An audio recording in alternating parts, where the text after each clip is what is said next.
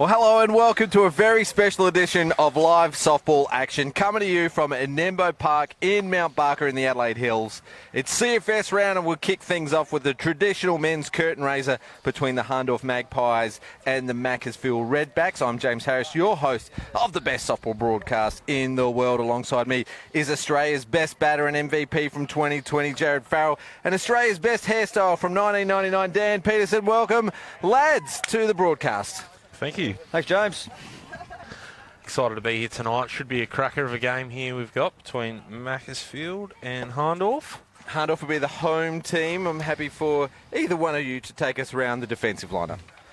Okay, we've got Scott Fairley on the stripe, throwing to Alex Hopton, James Gosler on first, Archie King over on second base, Adrian Philp at third, Finn Langford at shortstop, Tom King at left, Tyler Renkin over at centre field, and Nick Dorr in right field.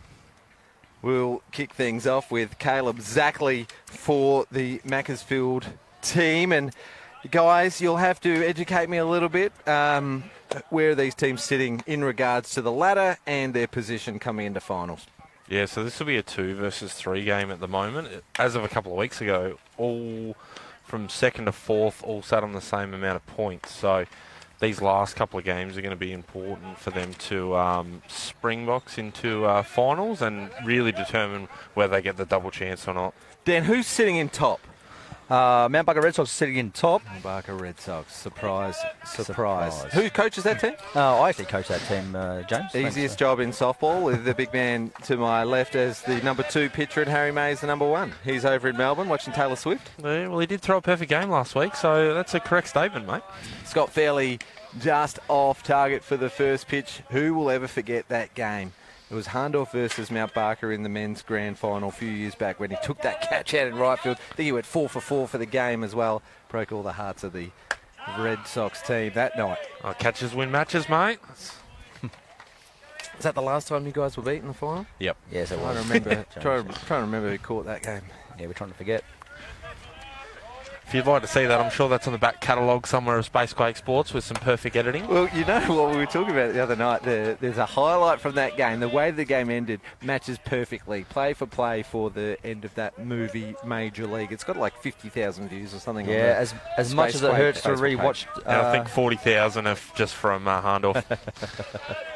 Just to prove that we beat you, Jared. Something like that. Caleb Zackley swings over the top of that one. We are here tonight supporting CFS Foundation. In all seriousness, guys, it is, of course, the 41st anniversary of Ash Wednesday today. It's Bushfire Awareness Day. And second year that the Hills have hosted CFS round. Another strike there. First strike out of the game. Scott Fairley looking very, very good. That's right down Broadway. Absolutely right down Broadway. First victim of the night there for Scotty, the wily veteran. Well, Caleb Zackley just came back from the under-23 men's national, so you think you'd be seeing him well, but the sun's at a bit of an awkward height, I reckon. It might be out the corner of the eye. Here's Lockie Abbott up to bat for Mackie. The Diamonds look terrific, and I do believe we've got the Macclesfield club to thank for the work that they've put into making it look cherry ripe for tonight. Yep, Luke Andrews and his landscaping and earth moving business has spent quite the summer here. Hit by pitch. Lockie Abbott will wear a bruise to bed tonight as he's the first base runner of the game. Now, I didn't want to jinx Scotty. He threw a great game last week, leading his team to a 10-0 victory against the NFA Pirates last week. So the Hahndorf Magpies coming to this game on a high, looking for another win. This is Sam Flynn, Vivid Windows. I think they're one of the major partners of the Hills Heat. Supported the Machio team at the Australian Masters Games as well, I reckon. They were a decent team. They played down at West Beach that week.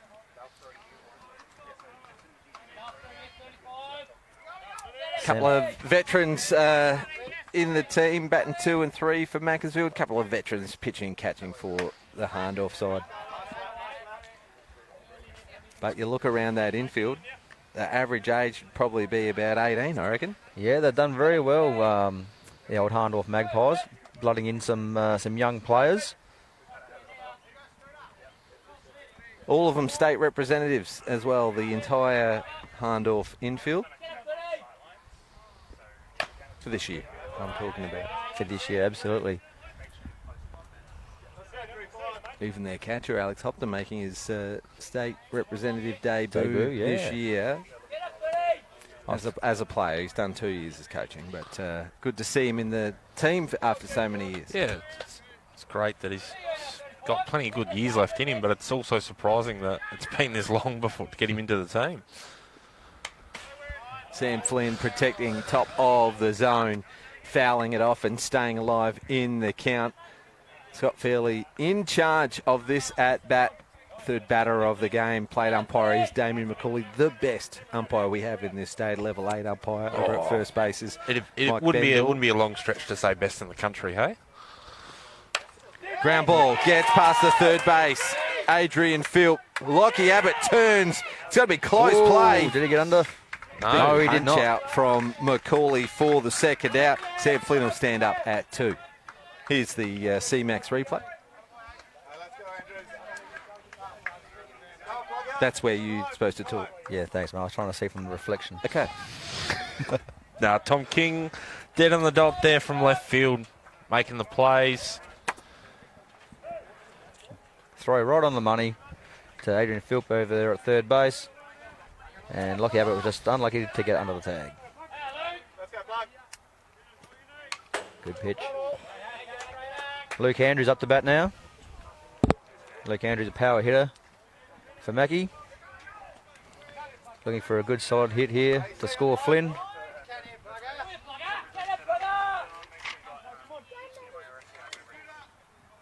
Luke Andrews goes affectionately by Plugger. Big unit. And does anyone know why? It's Tony Lockett. No, wears the number 4 for the red, white and black. Must do, yeah, must do. Tony Lockett is an all-time great of the AFL game, I think.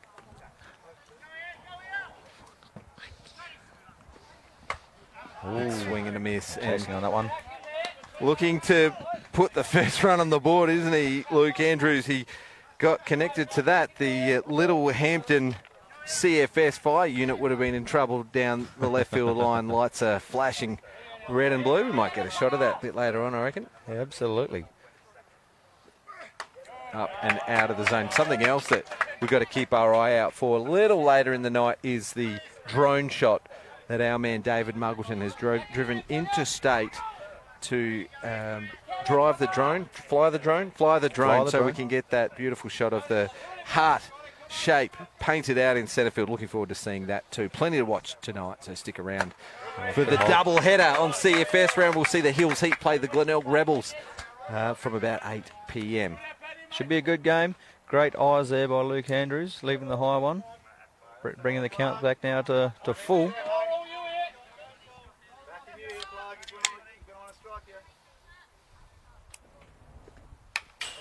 Fouls that one away. Staying alive in the box there. We can hear a little bit of crowd support. They sit really close to that back now. What's it like playing here with the crowd so close to the home plate? No, it's generally pretty notice good. it, do you? No, Okay. not really. When you're playing, it's a good chirp, I'll tell you that. If you're right, you can get right in the catcher's ear if you're sitting behind here. And just remind him of a few maybe missed blocks, a couple of missed spots. Well, there is a missed spot from Scott Fairley. Hopton tried his best to frame it, but Luke Andrews will advance to first on a base on balls, bringing up playing coach Chris McLeod. Timeout called a pitcher speed up. Caleb Zackley is going to run for Sam Flynn. Took him a while to realise that he could do that. It certainly did. That is one of the greatest rules ever invented, I believe, is not letting the pitcher run. Yeah, it's a pretty new rule up in the hills. So Well, it's a new rule for the WBSC. It was brought in a long time ago for the catcher speed up with 2 out, compulsory change. A non-compulsory change, you can bring off your pitcher if they're in the batting lineup. Chris McLeod will foul this one off. yeah, Redback's really looking to try and score a runner here, or at least move Caleb around. Dan, how important is it to score that run in the first innings, especially batting first as well? Yep. trying to get the first run of the game is really important. It really sets up the tone of what you're expecting from your team, really early in the piece, and then straight off the bat, you put your home team straight under pressure for them trying to do something as well to try and get back in front. So trying to get that first run of the game from your lead-off batters is vital. It might be obvious, but if you score first, you're generally in a good position to win the game, aren't you?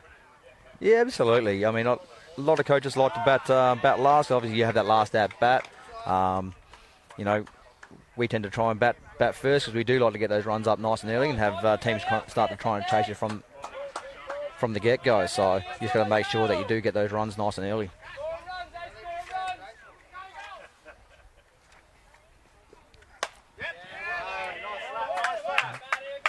Staying alive now, Chris McLeod. Scott Fairley working pretty hard here. Really looking for this third out.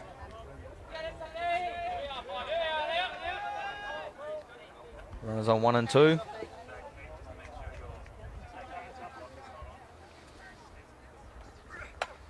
That's up and away.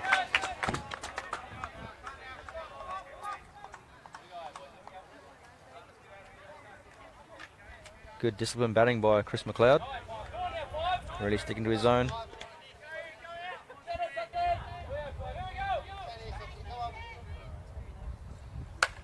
Up the middle.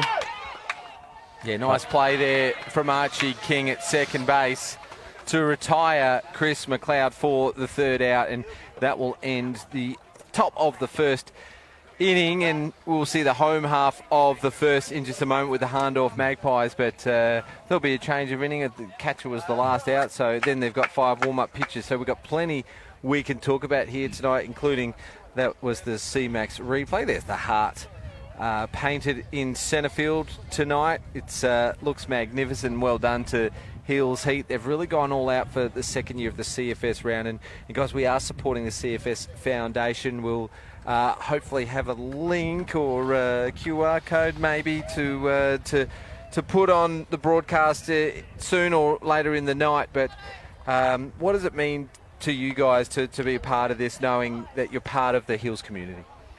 The Hills community is, it's a big, tight community. Supporting the CFS, it's something that we can all do. I mean, not all of us can volunteer and help out the CFS, but having these events up here, it certainly gives your average Joe an opportunity to donate or help encourage someone else to donate as well. So CFS, it's vital to Hills life. Well, last year, Spacequake Sports broadcast the CFS round, and they were the first to donate. There's the QR code on screen. You can scan to donate now. Spacequake Sports were the first to donate last year, and they're back again this year with the same deal. They're going to donate $10 per strikeout or $50 per run in the women's game later on tonight, whichever is higher of the two. Well, let's be fair, and so thank you so much to Spacequake Sports for broadcasting tonight's game and also supporting CFS Foundation. Round the diamonds. Thanks, Jared. All right, we have. I'll take your sheet because I've already got 4 of them here. All right, we got Sam Flynn on the mound to Chris McLeod behind the dish. We've got Brad Pearce at first base. We've got Lockie Abbott, the wily veteran, at second. We've got Caleb Zackley, shortstop. Luke Andrews digging out third tonight. First pitch is in for a lifter and a strike. Left field, prowling left field is not Sam Williams. As Cooper Pedersen. Dan's And Sam Williams already has swapped positions, and Tom Gaugi out at centre field. Sorry to cut you off there, mate. No, that's fine. We're a couple of pitches into this at-bat. My notes. 1-1 count. Made a late change. Hits it high in the air. It's going to travel over the heart. And Tom Gaugi takes a terrific catch out at centre field for the first out. Tom Gaugi, another player who's just been playing for South Australia. Under 18s. There's the C-Max replay. And he sees a nice hit. Tom gets himself in the right spot. Nice, easy catch. Solid hands. Takes a catch, and that's the first one away. Adrian Philp now batting 2. Will be part of the SA Open men's team, playing in Adelaide, down at West Beach in a couple of weeks' time. Guys, you'll both be there wearing the red jersey. Yeah, both very excited, James. It's never played a national tournament here in SA, so really looking forward to it. Jared, you've got fond memories, of course. It's certainly some special memories, but it's also just it's certainly more relaxing. The environment you're in is great. You've got family and friends will make it out. It really becomes a special event to be a part of, and I think it's a real special thing that you actually get to play a home nationals at least once in your career. Philp gets a piece of the ball to pop up the shortstop. Caleb Zackley will take the catch and make the second out. So 2 quick outs here for Macclesfield. Brings up James Goslet. Yeah, pretty simple fly ball there for Caleb Zackley. Real early voice, made everyone know it was his.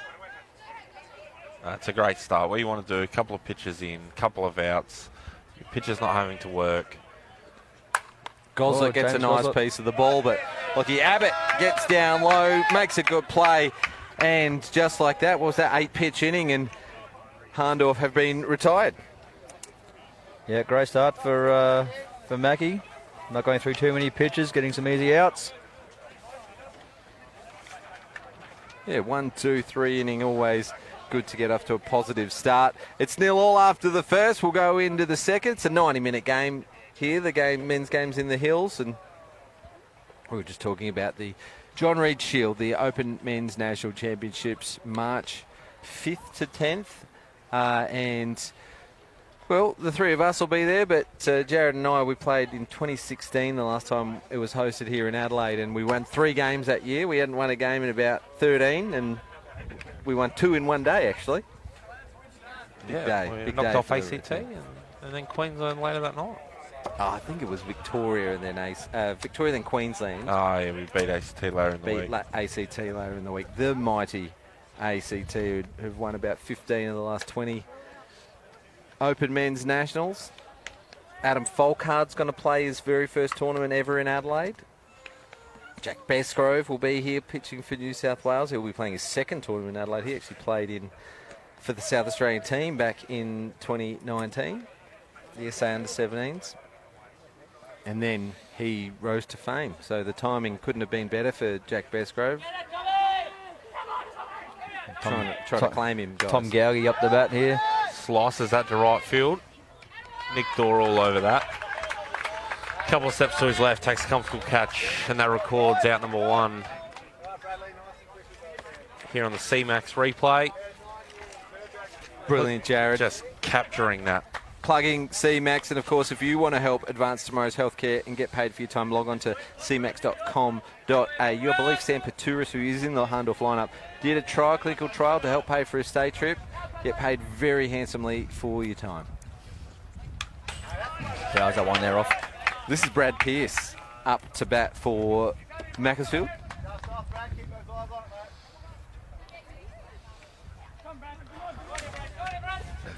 Brad Pearce has hit many home runs down here on Diamond 1. Be looking for another one to try and maybe get the first run of the game.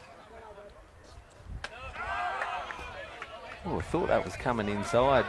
Got out the way, but umpire Macaulay calls a strike. Cooper Pedersen in the on-deck circle.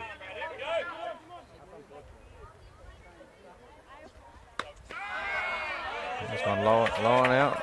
Just missed the spot here.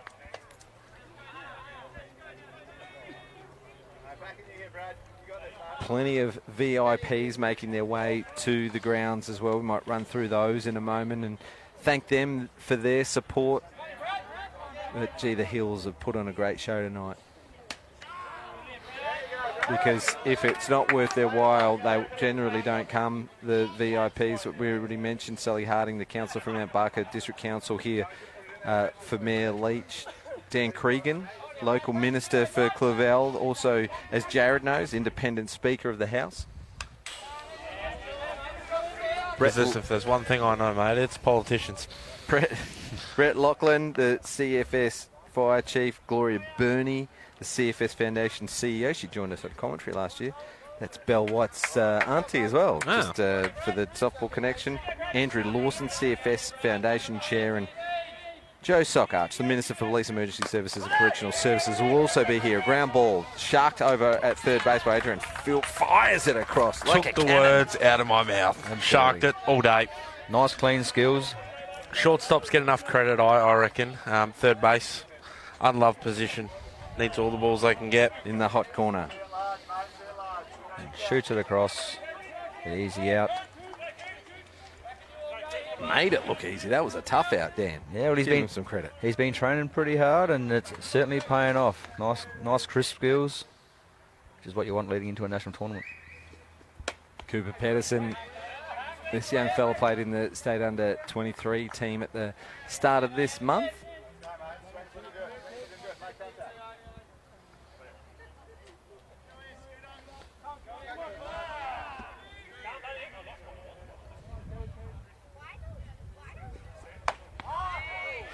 Called strike on the outside edge. Jared, you'll appreciate that one being called. Yeah, as they all should be. A curveball on the outside there. Fairley just moves that ball just a couple of inches. It doesn't move a lot, but it's just enough to really make you think whether it's going to be there or not. Same pitch, just moves a few more inches off the plate there. Just tempting, that's all. Yeah, real good pitch by Scott Fairley. Trying to make him chase it out, knowing the last one was called. It's been his bread and butter for a lot of years, the lifter and then that curve outside. I think his best pitch is the down ball that we've seen on the inside of the plate tonight. Right Yeah, it was there.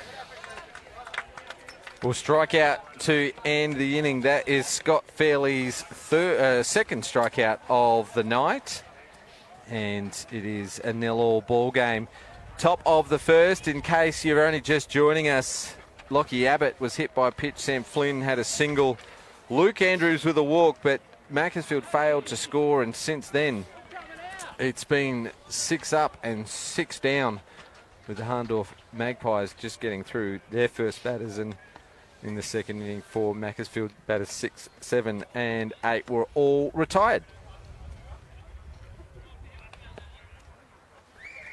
Dan Peterson and Jared Farrell joining me on the commentary tonight. Thanks for joining us, fellas. And Andy Bazinga is around taking photographs on behalf of Softball SA and the Adelaide Softball Association. So watch out for the social medias. There'll be some absolute class photos to go up online. Absolutely, Andy has been all over the country of late, going to all the national tournaments, taking some fantastic photos as well. She even said that she got a good one of me, which was surprising. Hard to believe. Yeah, very hard to believe, but fantastic photographer. We are really lucky to have her here in SA.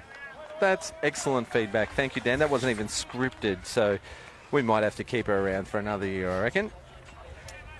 Home half of the second inning, Sepaturis is the designated player for Hahndorf tonight. What a roll, eh? Rocks up, just hitting. Yeah, it's not bad. It's a dream job. I'm trying to get that role myself, but hasn't really worked for me lately. Might want to repay some faith here. Sammy's been looking good lately. Obviously, an integral part of the open men's team.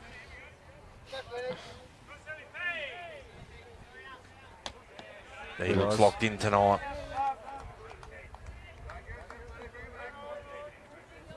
Always first to training as well, Sammy P, for the open men's team, and puts in the work.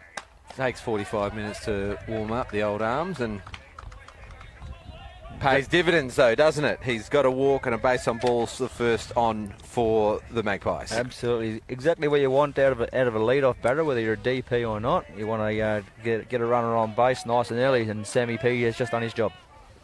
Finn Langford gets one to the outside, gets away from McLeod, and Sam Paturis will stand up at second. Finn Langford, the batter in the box, has an opportunity to bring in, or at least advance, the potential first run of this ball game. Big cut, but missing. Try to pull an outside pitch. Ideal to have a runner in a scoring position with none out. Should really be looking to scoring a run this inning. One's there. Sam Flynn just grooving one. Got a bit of whip still in that old arm of his. Plenty of whip and plenty of movement still. So this is Flinny's third game back since before Christmas. Starting to find some form. What, they have him on ice today? No, he said he had himself on ice. He's been taking it pretty easy, he said. And ready to come back in, starting to prepare himself for finals. When the cameras come out. Yeah, exactly. Right, okay.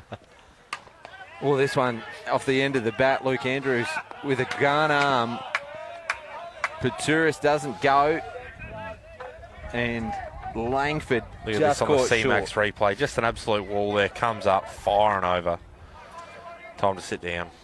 Yeah, would have liked to see a little bit larger of a lead off there from Sammy, at least trying to have their fielder at least have a look at you. And you probably could have moved over to third base on that one. Nick Dawes, the batter in the box for the Magpies. Fouls the first one off. Good aggressive batting here for the young fella. Back from 23s, all reports. Yeah, he Did also well with the played sticks. 18s. And 18s, that's right, yep. Did the double. And in between, played state championships. He did, yes, that's right.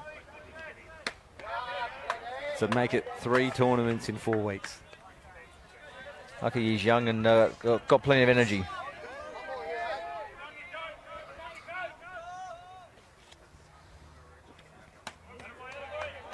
Three tournaments in 4 weeks, Jimmy. Have you achieved that? Imagine in your time? calf in that time, Dan. My calf would have left the building a long time ago. I was trying to think. I don't know if I have ever done that, but he can go down swinging on this occasion. It's 2 out. So great comeback here from Macclesfield after giving up a lead-off walk. We've had a ground out and a strikeout. You can certainly see the experience between Chris McLeod and Sam Flynn, this pitching combo. You know, quality batters up the bat. And as I said, runner on 2 with none out. Really wanted to score a run here, but they've done a fantastic job keeping them at bay. The crafty veteran Scott Fairley not happy with themselves there. Kicks the dirt and goes for a walk out the batter's box after swinging and missing on the first pitch. He's a hard batter to throw to, Jared, because he steps away, but he can reach an outside pitch with those long arms of his. Just don't throw lifters. That's all. If you stay away from the lifter here, if Flinny makes a mistake and throws a lifter, this ball's going to be at Bunnings. He throws a lifter, and Scott Fairley puts one he hard misses. out to the right side. Oh, a bobble here. We've And a scored the spill run. catch from Williams out at right field. He had to try and take it on the run. There was centre field coming in, second base pushing back, and Scott Fairley gets a life, doesn't he? And He does. San Ventura scores. Gets alive, Absolutely. sits down, sticks the young'un on first base, and they can go again here. That's the beauty of having 2 out. The runner on 2 is going regardless. Does not need to tag up. So Sammy didn't even bother looking. He knows he's just running. The bobble really helped out the Hahndorf team here to score the first run of the game.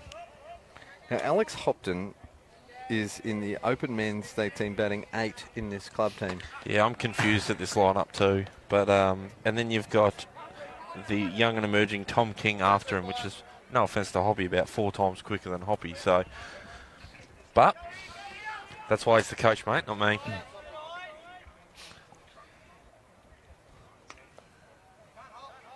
It's probably a good tactic then if he's the coach, making sure that the young young kids guys, are yeah. getting a game before him. Absolutely. That's what we come to the conclusion early in the game when we were reading lineups. We did. Alex is certainly a selfless coach and will put everyone else ahead of himself.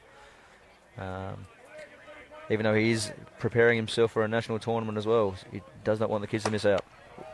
He will get a 4-ball walk for the second walk of the inning and the third runner to reach base for the Magpies in this inning. Catch a speed up. Nick Dorr will come on to first. I'm looking forward to see how selfless of a person he is, because I'm rooming with him in a couple of weeks' time for the open men. So hopefully he looks after the old fella. No, I actually I roomed with Hoppy under 16s nationals as head and assistant coaches, and he was a fantastic roommate. So I think you've picked a wild card there, Jimmy. I think you pulled out very well. Now, 2 fast runners. Like we've got Jared and Hoppy in the same room. Oh, am I in your room? How good's that? Dan, the coffee's in your room? Yep, coffee is in my room. I didn't even pick the rooms. Not bad. Tom King up to bat has fouled the first one off and a called strike for the second one. So behind the count, Sam Flynn knows what to do in this situation. Goes upstairs and King tries to climb the ladder but swings underneath it. And the second strikeout of the inning. So 2 strikeouts and 2 walks in that inning, but most costly was the dropped catch out at right field, which allowed Sam Paturis to cross the plate for the first run of the game. And there's the Littlehampton CFS unit. Flashing red and blue. Is Smokey the Bear there? Yeah, indeed he is. Smokey the Bear just getting around the folks that are here to support CFS round. He's actually got a vital role to play tonight. Do you guys know what it is? No, I know, but if I see Smokey the Bear, Chase the Bear. Chase the Bear's on? We did it last year, and a couple of young supporters won a Smokey and the Bear stuffed toy. I'm going to have to put the Crocs into full drive mode and see if I can win a bear. Absolutely. Get Hank down here to chase him down. There's the QR code on the screen as well. Scan the QR code and you can donate now and support the CFS Foundation. Looks like we've got... is that Pete Williams on the mic? Pete, that is we got you. I think we're crossing down to him. Go for it, mate. Hey, g'day guys, thanks for that. I've got me, he's the Littlehampton captain. He brings along with all his members. Also just tells me he's part of the Volunteer Association Award. Frank, what's a night like this mean to you and your members? Oh, it's a great night. It really brings local community together, and certainly as an integral part of the community, we really relish coming along to these events and engaging with them. So it's a great opportunity. And involved in through the hills over the years and the 41 years. No reason to be out here trying to support the CFS. A lot to put their life on the line every time they go to an incident. Absolutely, and the volunteers right around the state do a magnificent job, and it's a very poignant reminder, I guess, of the dangers that are faced by volunteers every single day of the year, not just through fire season, but every single day. So they do a great job, and they're a really, really important part of any community. Awesome. Well, thank you very much for coming tonight, Frank, and hand back. Thanks again, Pete Williams, the chair of Softball SA on the roaming mic for us tonight. We might need to get him a little bit closer to the reception if that was cutting out, but thanks to the captain of the Littlehampton CFS for joining us. Foul ball for Sam Williams, who's up to bat for Mackie. I've just moved back into the shade a little bit, fellas, so don't mind me.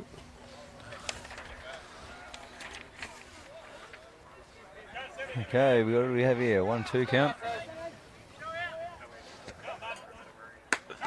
Ooh, nope, 1-3. Well, he had a look, didn't he? He was had an eye on it, but forgot to swing on this occasion, and that's the first out. Yeah, no, definitely can't be looking at that one. Great spot, great location. Caleb Zekel up the bat. Really needs to try and generate something here for his team. Back to the top of the lineup. Could we see a bunt trying to get on, use his wheels? No, we will not. We will see a hard hit to the left field, which should see him probably stand up on first. He's pushing it 2. Throw is slightly off, and he will advance to 3, will he? No, he's going to hang there. Tom King doing the backing up of that throw has stopped Zackley from moving into a scoring, because always at second, so in the scoring position, but a closer scoring position at third. It's a nice shot from Zackley on the C-Max replay. Pulled it down the left field line. Stands up easily at second. Yeah, great discipline by Zackley as well to hold up there on second base, because I would have pushed it to third and probably got hosed. So Lockie Abbott into the box. Well, then into one for a hit by pitch. First time up. Tries to Oh, and he's ducked out the road of it too. Perfect. great bunt, great bunt. It looked like he was in all sorts of trouble here. Hopefully we see this on the C-Max replay here. He's ducked under it. Let it fly, roll back, not in time. He done very well to get underneath that ball. Yeah, Here we this see it ready, again. He's duck, duck, there and we no go. goose around here. Well, that'll go down to a safe bunt to the catcher. We've got a 1-3 split. Alex Hopton, the catcher, just gives the signal to his infield to let him know what he's thinking on the defense of this play. Look at Abbott, hit by pitch and a safe bunt tonight. swing and a miss on that That'll be a first foul. one from That'll be a foul. Sam tip. Flynn. It was all or nothing on No, that did he one, miss wasn't it? it? It is a foul tip.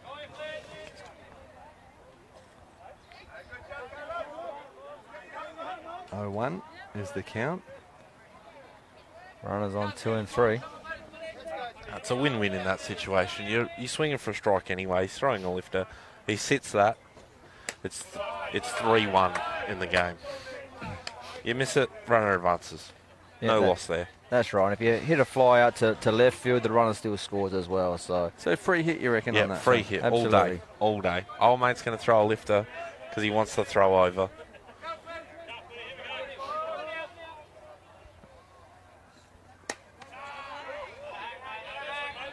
really wanted contact on that one. So I'd like to see Fairley just go back to that down ball a bit more often. It's been a great pitch all night. It's working very well on that inside. Runners on 2 and 3, looking to score.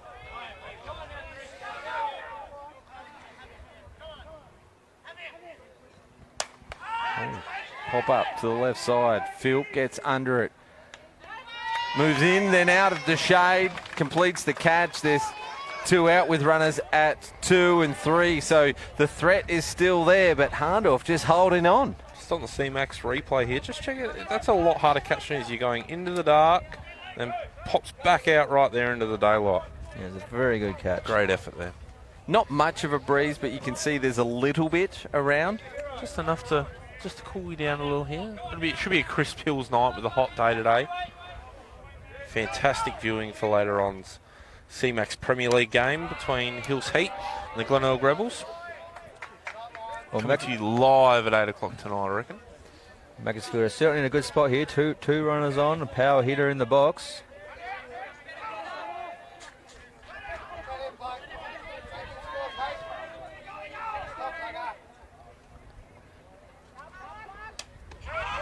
Did he go? Did he go? I don't think he did. Blue says yes. No, Shortchanged. Well, umpire got it right for me. I didn't panic at all. Well, you we- guys have just well, got you- fired up there. well, Nah, we that can- was we a can have strike. we can have Look at another this, look at here. this. You'll see the end of the barrel. Here we go. And There. well, I'm 1 for 1. it is a hard one to see. It might help that we're in the best position to see that. I might. And we get the replay. I'm just going to have a word to Brandon, I think. Don't show highlights that prove me wrong. C-Max replays, always stating facts, mate. 2 and 1 count.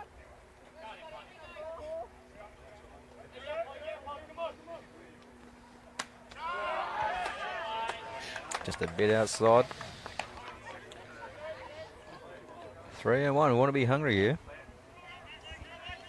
Still want a good piece. Score a couple of runners in.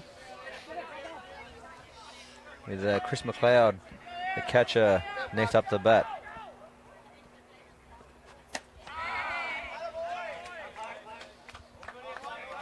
Called strike. Again, goes back to that down ball inside. Working every time. It's in enough that no one's really trying to have a crack at it thinking it's a ball. And Yeah, certainly He's been left getting the alone. call. Certainly been left alone, that pitch.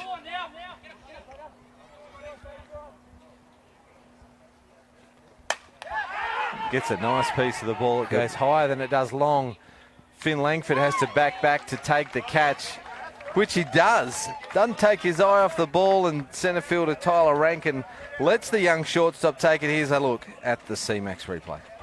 Instant drop step, eyes on the ball, tracked it the entire way. Got himself in a good position. Once again, just starting to move in towards the shade there, which can make it tricky. But takes a lovely catch to end the side and limit any runs scoring. Yeah, they denied him again. The first inning, they had a couple of runners on base, and Sam Flynn made his way over to second base, so runner in scoring position. And then it was this inning here, the third inning, where Caleb Zackley hit a line shot out to left field, and then Lockie Abbott had a safe bunt. So runners at 2 and 3. But Hahndorf were able to deny as well. They hold on to a handy 1-0 lead in the middle of the third inning. Well, we're coming to you from Mount Barker or Little Hampton in the Adelaide Hills. Jared Farrell joining me and Dan Peterson. Guys, thanks for joining us. You guys are a part of the Mount Barker Red Sox. That's enough about talking about you guys. What I have noticed around the place is the NFA Pirates are supporting tonight's round, and they've got their own special shirts. Yep. Taking a leaf out of the Mount Barker book. Yep, you'll see both of those shirts tomorrow night. If you venture back up the hill, Saturday 6:30, another quality clash with some quality shirts as well. By the way, the Pirates have really gone out with it. Yeah, they've done a great job, the Pirates. Fantastic looking shirts. Not sure if we can try and get one of them on cameras a little bit later on, but it's great to see all the clubs supporting the CFS round, even if they're not being live streamed. We're all here for the same purpose. I like that the red and yellow checker plate is on show for both that Mount Barker team and the NFA Pirates. We won't talk too much about the Pirates this year because Joe Harvey hijacked the broadcast last year. If you recall, it was fun having him on the broadcast. Here's Archie King will take a walk. Yeah, he gets a walk, and the Magpies with the lead off aboard. Yeah, plenty of wheels with Archie King. I'd probably expect him to take second base on the first or second pitch. Look, I wouldn't go out on a limb here and saying Archie King's probably one of the best young talents we have around. Yeah, absolutely. Have the Aussie squad's been announced yet? No, not yet. Not yet. Keep your eye out for that one. But it did take me almost a whole day to realise that Tom was his brother at state champs. So apologies, Tom. Yeah, Archie's younger brother Tom has certainly had a growth spurt. I think he might be a little bit broader than Archie now. Both quality kids and stars of the future. Yeah, absolutely. Phil pushes it to the right side. Lockie Abbott thinks about the lead runner. Zackley was there, but in the end decides for the safe out at one. We might see here on the old C-Max replay here. I think he just gets it stuck in his glove. Comes out firing for the double here. Just doesn't quite get the grip on it. Yep. Has enough experience to just keep turning and play one and at least getting some reward for his effort there. That's a veteran move right there. Can't make the double, still makes the out at first. Yeah, absolutely. Great play there by Lockie Abbott. You can't always help when the ball gets stuck in your glove, but you can help what you do with it next, so well done.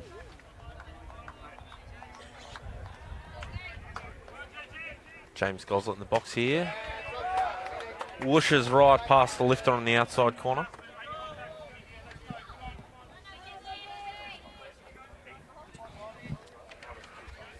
Just got to drive the ball in the alley here and you'll score a run.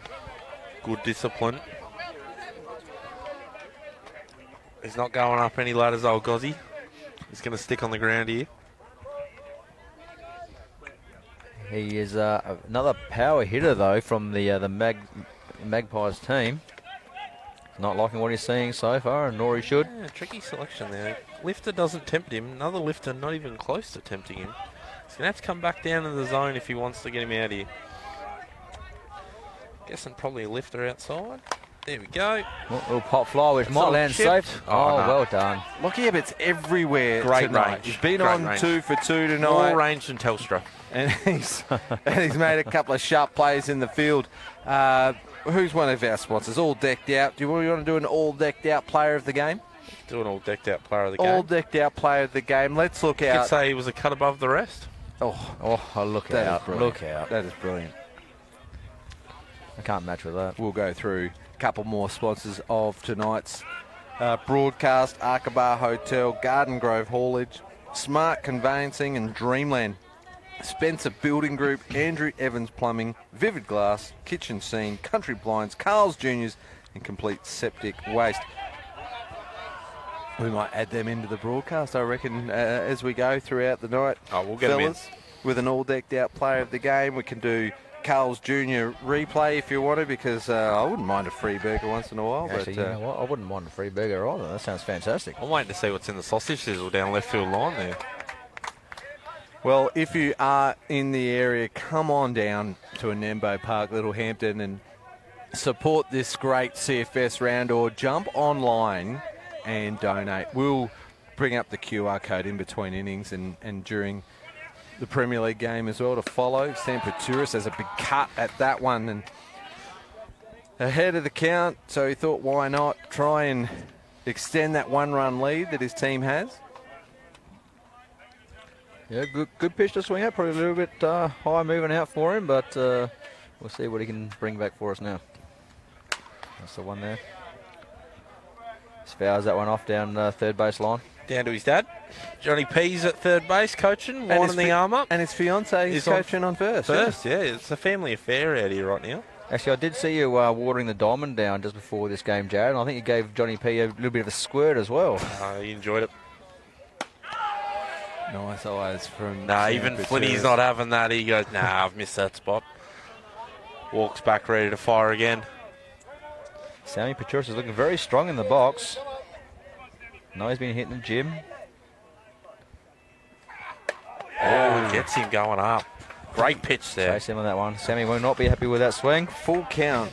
He must have tried to guess that pitch was going to be in and around the mark, but Sam Flynn on the C-Max replay. No, what did we say? Carl's Jr. replay. Look at the has gone up the ladder. Up the ladder. Stalling his perfection of a Vivid Windows right there, mate. If you want to see crystal clear, get a Vivid window set in your house. Well, after walking the leadoff batter, Lockie Abbott has started second base, and Sam Flynn throws his third strikeout of the game. It's a 1-0 ball game in favour of the Hahndorf Magpies. We're about 50 minutes into the game, guys. There's the QR code on screen right now. I think Jared's got the phone out so he can scan the QR code to donate. Let's get those donations right up tonight. Anyone who's watching at home, come on down if you're in the local area to come and support such a great event. And very special thanks to Spacequake Sports, Dan Peterson and Jared Farrell for joining us on the mic. No, always a pleasure, James. I really appreciate the call up. Chris McLeod in the batter's box here.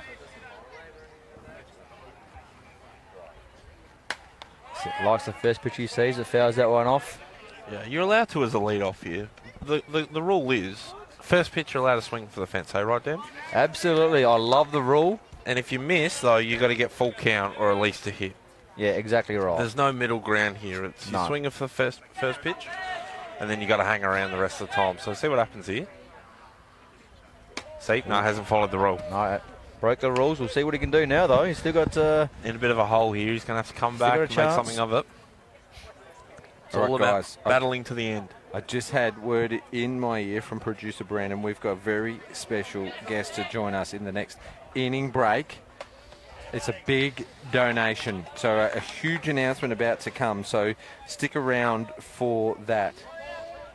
Fantastic. 1 ball, 2 strikes. Here's Chris McLeod to lead off the top of the 4th inning.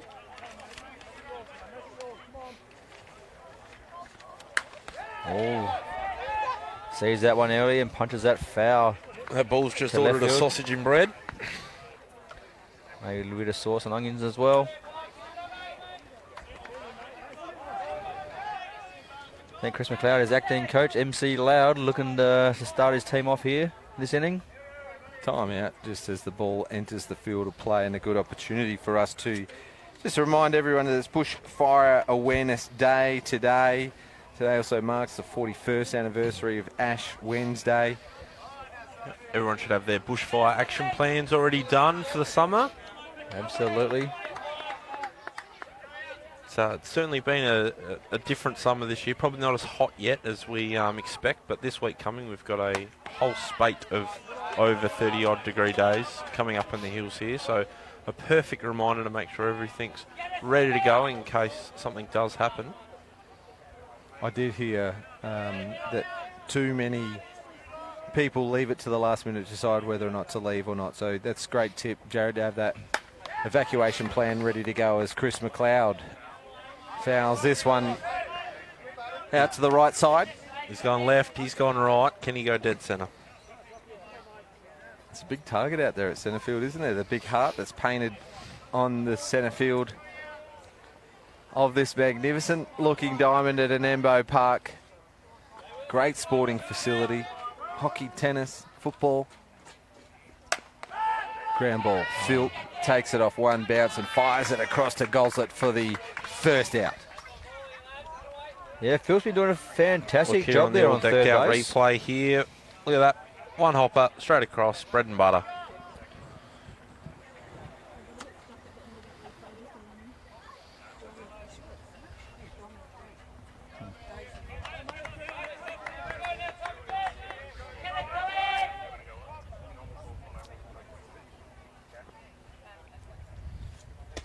Low for a ball. Tom Gaugi up to bat for his second time. Went first pitch, his first at bat. Another non-out on a limb here. Probably one of the best young catchers we have in the game here in the state. Yeah, his development has been fantastic over the last couple of years. He's really knuckled down. He works really, really hard. There's a hard punch there. Oh, Fumble still makes a throw. Oh, can't pick it. Nick Dord backs up, but Gaugi's too quick and will stand up at 2. So taking full advantage of that wild throw there from Adrian Philp. Here's the C-Max replay, or Carl's Jr. replay, and Philp took a hard ball, slight fumble, but still had time to make a play. Did a great job to knock it down. It's one of those just putting pressure on the field and you can see what happens. And that's almost a perfect example for it. Probably didn't need to rush that throw. Comes up firing thinking that he's made a mistake and he needs the out and ends up in an error and a runner on 2 here. Brad Pearce in the box.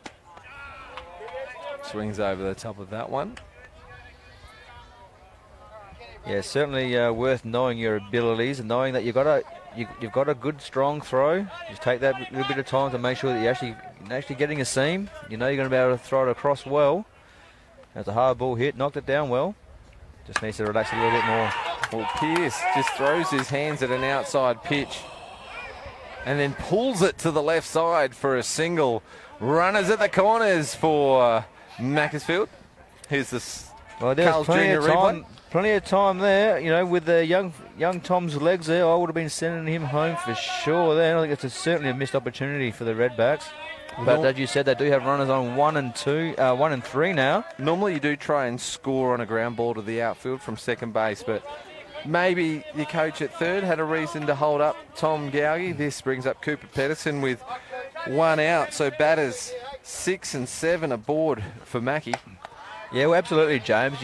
Looks like you got Tom King out left field, and Tom can probably hit home plate from where he's standing. So, I still like to see it. You got to have a crack here. Oh, I absolutely would have made the play. You're You're down by 1. He's got to pick the ball up, throw it. It's got to be on the money. He's got to tag it. All you got to do as a runner is run. You got to be aggressive and you got to run.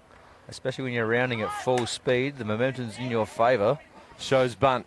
Down the left field line, you can see in the corner the Glenelg team bus has arrived. They're all here sporting the Red Sox, supporting the CFS round and the CFS Foundation. So we'll bring you all the action of the Glenelg Rebels versus Hills Heat game from 8 p.m. tonight. A great game on our hands here between the Magpies and the Redbacks. In the curtain raiser game, 4th year we've come up here to the Hills. It's been 4 years now. For the Hills, Hills for the Heat Hills, home games, yeah. we have done a couple of there's the Glenelg Rebels arriving. Yeah, we've done a couple of other men's games as well, and but this is the 4th time that we've come up for the Hills Heat home game. Yeah, Port Adelaide with the first opponent, then was a 0-0 game that went 7 innings. Absolute pitching duel, that one. 5-4 last year with Tyler Aslan's walk-off, and who will be the hero tonight? Pearce stranded at first as Cooper Pedersen was retired. But more importantly for Macclesfield, Tom Gaugi stands on third. Sam Williams is the 9 hitter, so we'll go back round to the top. So key at bat right here, right now. Yeah, 2 out. I'd be certainly trying to make a play here. He's either got to drag this out to get on base himself to bring the top of the lineup back, or he's just got a Texas League one over the infield. And the outfield are almost playing on the fence. They need to be probably in another 15. Yep. Sam Williams, probably known for hitting more little pop-ins than he is going to put one over your head. but he shoots one in the gap here, and Tom is going to cartwheel home. Goes chasing, and Scott Fairley gets his 4th strikeout of the night to retire the Macclesfield team. Let's jump over to Pete Williams, got a special guest for us. Yeah, thanks, James. Down the first base line here, I have Joe Harvey from the Pirates, NFA Pirates, and you talked just before about the donations and getting in early. Joe, do you want to have a bit of a word and just tell us what your club's just done? Well, look, this CFS round is really important to not only the club and the association, but we've got a lot of CFS fellas that are involved. It's a really important cause, the CFS Foundation, so the Pirates Club have rallied together and they're donating $1,000. That's incredible. $1,000 getting in early. See if we can get people matching or going better than that through the night. But fantastic effort from the Pirates, and thank you for being back and being a part of it again this year. Pete, It's a beautiful cause. Thanks very much. Pete, was that $10,000? No, not $10,000, $1,000. All right, tell Joe that I just wrote down 10. Okay, he wrote 10 down. We'll just take a 0 off, but I'm sure if we keep going by the end of the night, we'll get it up to 10. What an amazing donation from the Pirates Softball Club, $1,000 to the CFS Foundation. Well, there's the challenge. The challenge is out there. Who is going to match or better that donation? What a great donation. I'm speechless. Yeah, that's fantastic. Well done, the NFA Pirates, raising that money. That's fantastic. Well done. And as Joey said, plenty of them actual club members have been involved in the CFS for a very long time, and it's certainly a cause that is held close to those guys' hearts, and we thank them for all their efforts that they do during summer and winter. Yep. It's not an easy job, and to find time to do that and to come out and have a hit on a Saturday as well is truly appreciated. Absolutely. Not only donating their time to volunteer as CFS firefighters, but also donating their money as well. So greatly appreciated, I'm sure, to the CFS. Well, that is unreal. That is definitely match Spacequake Sports. Very generous offer. $10 per strikeout and $50 per run in the Women's Premier League game. So we'll keep a Spacequake Sports tally of their generous donation to support the CFS Foundation. But, well, I'm actually going to make note of that. $1,000 from the NFA Pirates. Well done. Finn Langford in the batter's box at the moment, taking a ball. Seen the ball really early. Just taking off 2 foul balls to the left side. Sitting in a 1 and 2 count.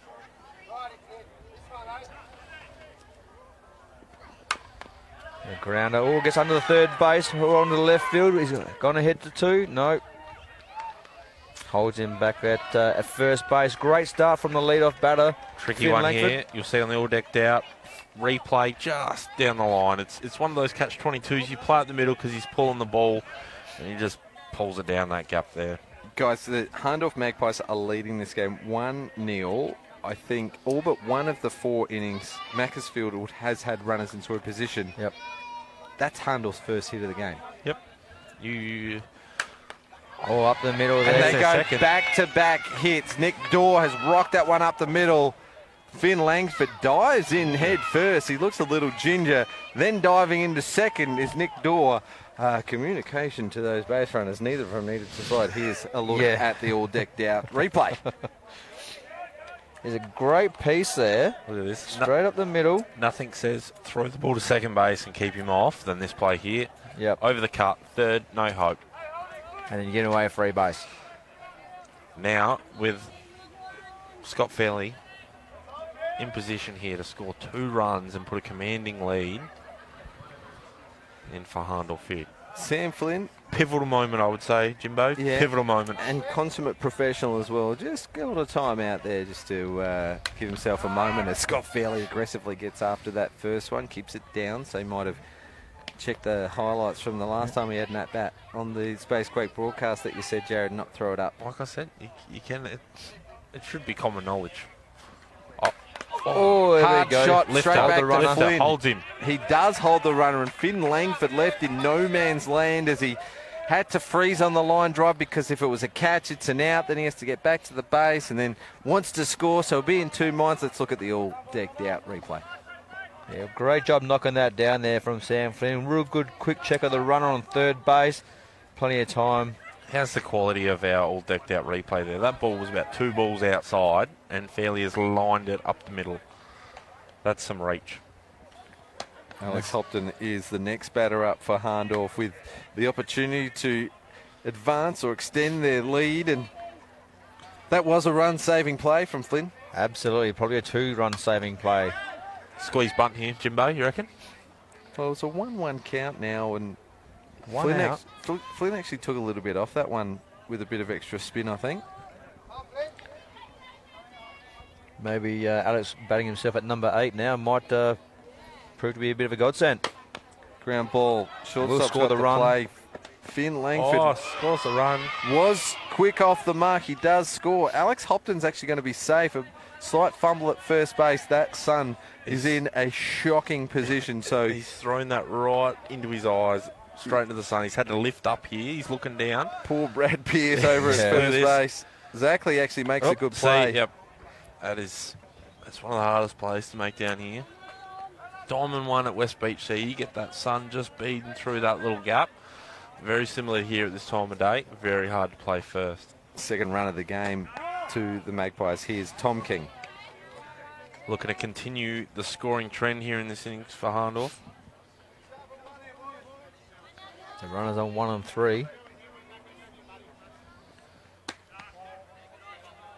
Hopton almost- gets an extended lead at first. Alex is a big fan of the delayed steal. Fan live stream. Will he try and pull it off? Oh, you'd love to see it. Oh, he was going that pitch. Yep, head down. But great to see the place filling up. We've got the outfield here with a bit of tailgate going on at centre field. Left field line's looking busy. Barbecue line's looking long. Plenty of people in. It's fantastic to see the crowd down here. I think there's more people here than there was at that Div 1 Men Grand Final last year. Great eyes by Tom King. Archie King's younger brother. It's just gone up the grip a little bit here with a 2-strike adjustment. Leaves one down and out. Alex Hopton There we go. takes the opportunity while the Mackie pitcher and catcher were questioning that call to make his way over to second.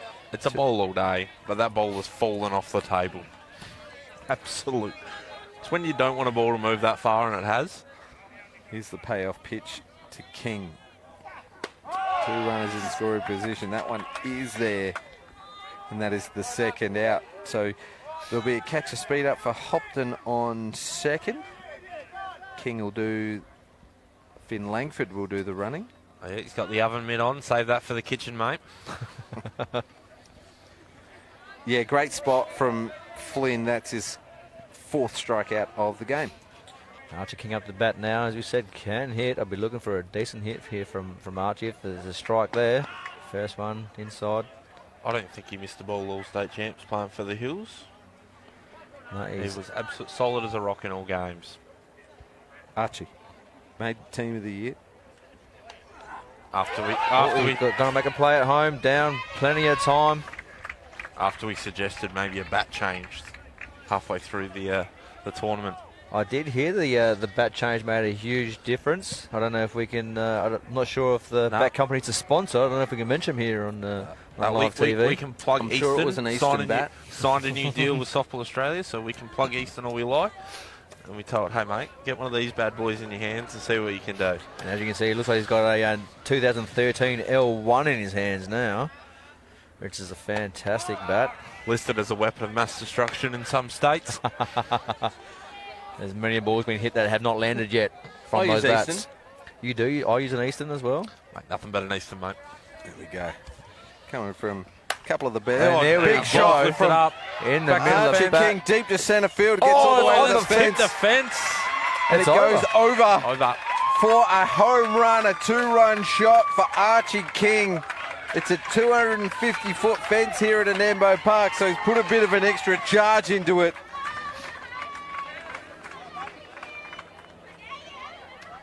What can I say, mate? Bat changes work. Let's have a look at the All decked out replay. Great pitch to hit. Something tells me this is going to be a replay all tonight, and it hits the top back part of the fence, to be honest. Yeah, that's interesting the way they hit that fence there, but it is over. Whether it's the eastern bat or the Definitely size of the Archie eastern King's bat. arms. We missed Hope Blake. Nah, you got to mix it up. Look at this, almost straight over the love heart too. Boom. What a great view we have there of the CFS love heart there in the centre field. Tom could not have done anything more. Adrian Philp watches that one. It's a high pitch for a ball. What I'm Producer Brandon, do we have a replay of Archie King crossing the plate? I just hope it didn't hit top of Tom's glove. It might go down on his knee. No, it's back of the pole, mate. No, that all was day. the pole, yeah. You didn't get the glove up high enough to... That's an 8-foot high fence. Like, if you're jumping and All right, getting to that, that's an here's the effort. all-deck replay. It's a monster hit. Finn Langford loves it. Getting the oven mid up in the air. He touches home plate. Back to the live action. Adrian Philp swings over the top of one. And just like that, though, with one swing, Hahndorf in a commanding position. 4-0 up. Oh, he's swing and a miss. He will charge up the first base line and arrive safely at a drop third strike. Not a bad play. Falling apart for Macclesfield in this inning. They've given up 4 and... Here we go. Adrian did, he saw that going to be in the dirt, so he thought he would swing and go for a run. All deck ready. replay. Here we go. Too worried about a high five. Completely misses missed it. home plate. Quite absolute mile. But Macclesfield have missed an opportunity for it out. So Tom King, Archie King gets away with one there as the Magpies now a 5-0 lead. Gozzy again, not tempted up. He is locked in tonight. He is. He knows what pitch he's waiting for, and he will sit there and wait for it. You don't match your gloves with your helmet for nothing.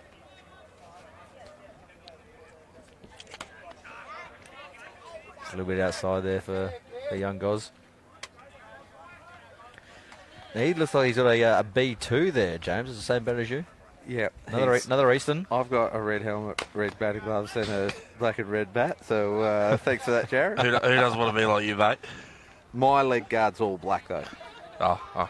He's actually replicating me. That's okay. James Gosler is a good player. Don't mind that. And I'm sure there's nothing wrong with having you as an idol there, James. Stop it.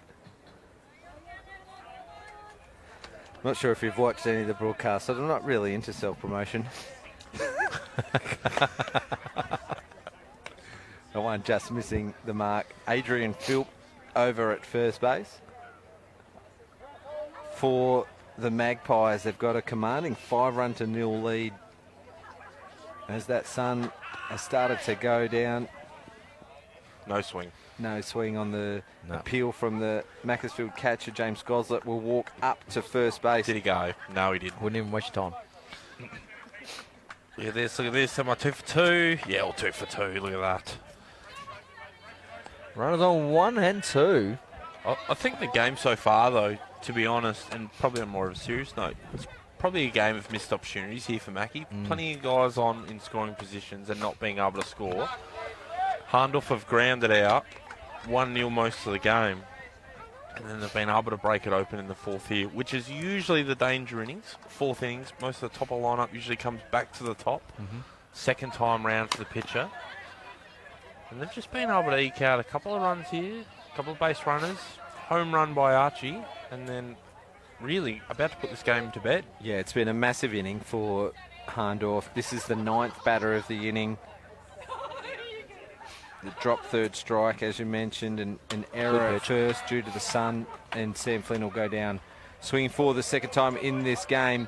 We're going to go over to the VIP tent and the chair of Softball SA. He's got a very special guest joining him. I don't.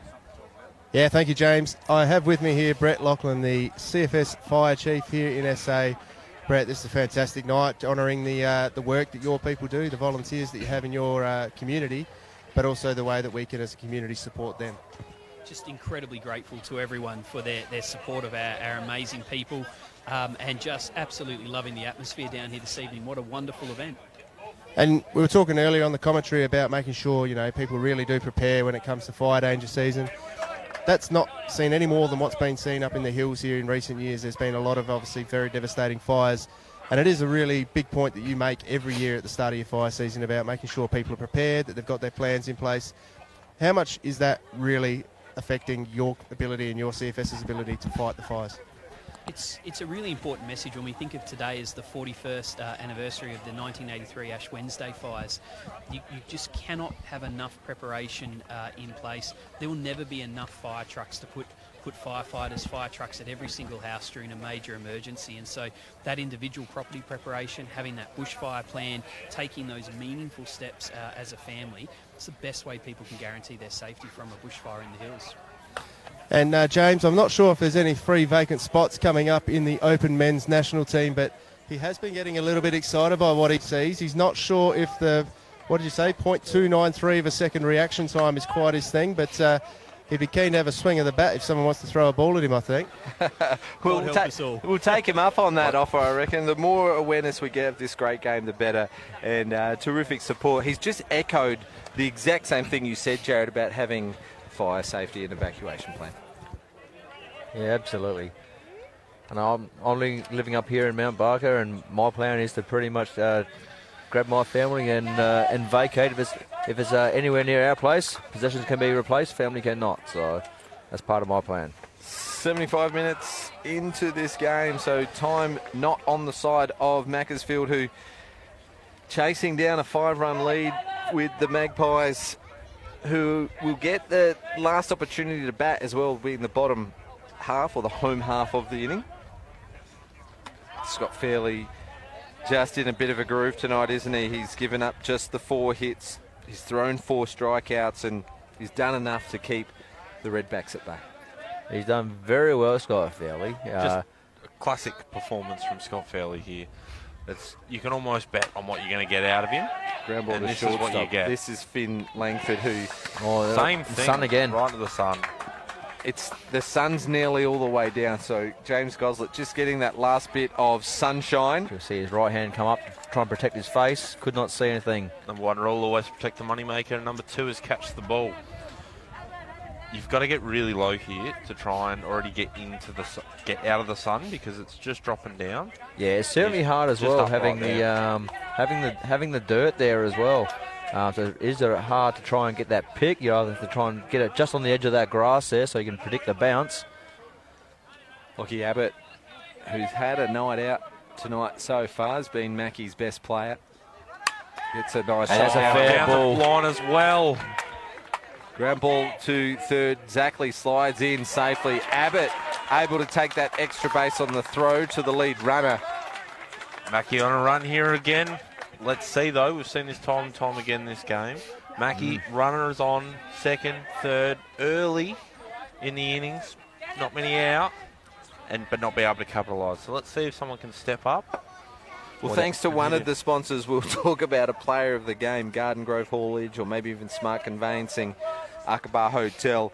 Lockie Abbott is on base 3 for 3. He's got two hits and a hit by pitch, and clean in the field as well.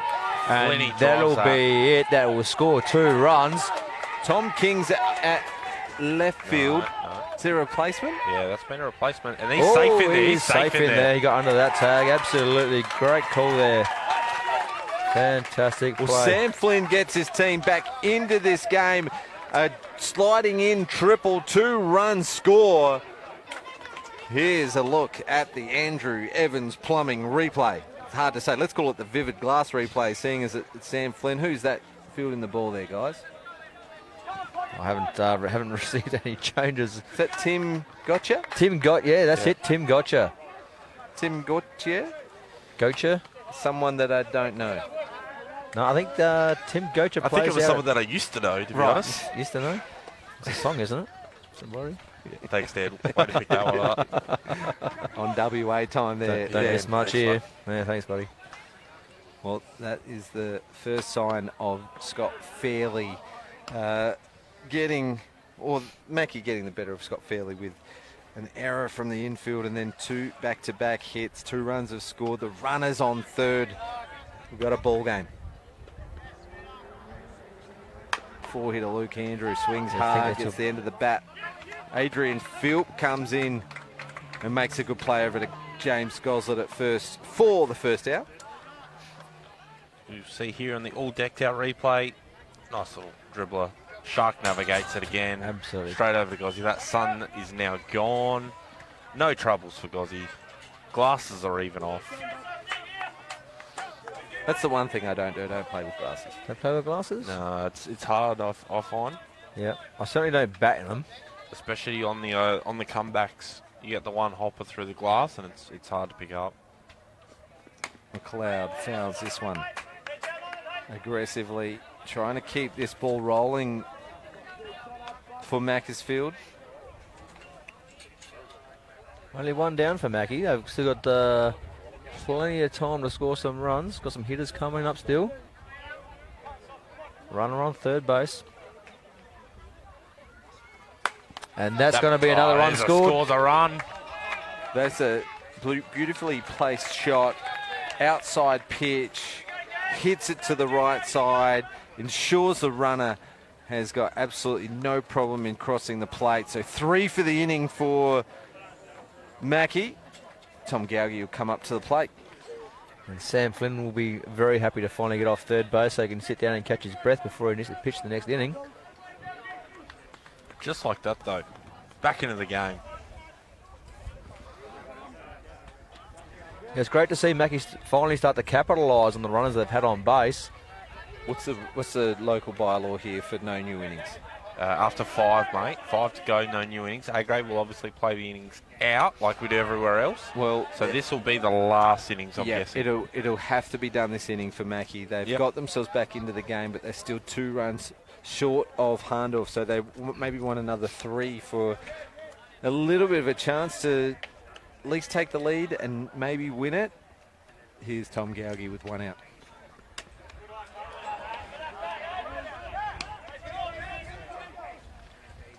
So just putting it out there here, a home run from Gauge would tie up the game. 1 out, got plenty of time to move runners around. That's some good maths there, Dan. Brad Pearce coming in after Gauge. Another hitter. Good discipline batting there. Very disciplined is Tom. I've had to throw to him a few times at state champs in the last couple of weeks, and very impressive when it comes to hitting an account. I think he got to full count nearly every time he was in the box against me, and ended up jagging a hit as well. So expect big things here.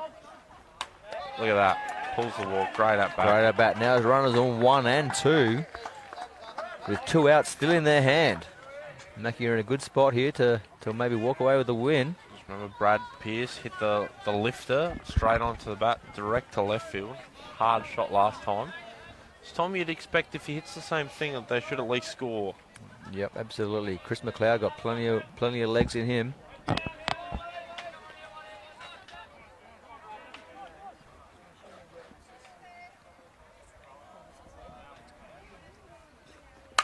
Same pitch, same hit.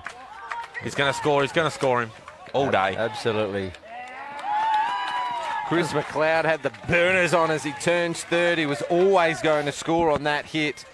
Bit of deja vu there. Yeah, Pearce advancing Gauge to 2 and gets himself on, but well called, Jared. There's the look at the Spencer Building Group replay. 2 hits, same pitch, same spot. It's always nice to predict a play. Oh, look at that. It's nice to see someone touch home plate for a change. Cooper Pedersen for his 3rd turn up to bat for the game, which means that Sam Williams will have an at-bat unless there's a double play, and then we'll turn back around to the top of the order, and Caleb Zackley actually led off this inning, so he will need a bat again if the Redbacks want a chance to win this game, you'd say. They're going to have to get back to the top, I reckon. And you're going to need to have a couple of good at-bats from these next 2 guys to keep the game alive. Was there any activity in the Hahndorf bullpen at all that you guys saw? Well, I did see Sammy up and about before with a catcher's mitt, but it could just be standard Sammy, so I'm not sure. Yeah, I can't see anyone rolling over. I think they're going to stick it out with with Scott Fairley. And Scott Fairley's certainly got the experience here at the bottom of the order. Scott Fairley in this inning has given up 4 hits, a walk, and there was an error made the first play of this inning. Yeah, well, you do have young Nick Dorr sitting in right field as well, who's a young up-and-coming pitcher. Finn Langford at shortstop. Finn Langford at shortstop as well. There's certainly pitchers to come in. Bit of James Gosling dealing on first base, you think? Yeah, they've got 4 genuine pitchers in this team with Sammy P Sammy P Joris. sitting on the bench. Another one of the open men's just lobbing up now. Big dubs. Graham Klenke making an appearance. Saw Mitch Butler before as well. Paid by the hour, that's why he's late.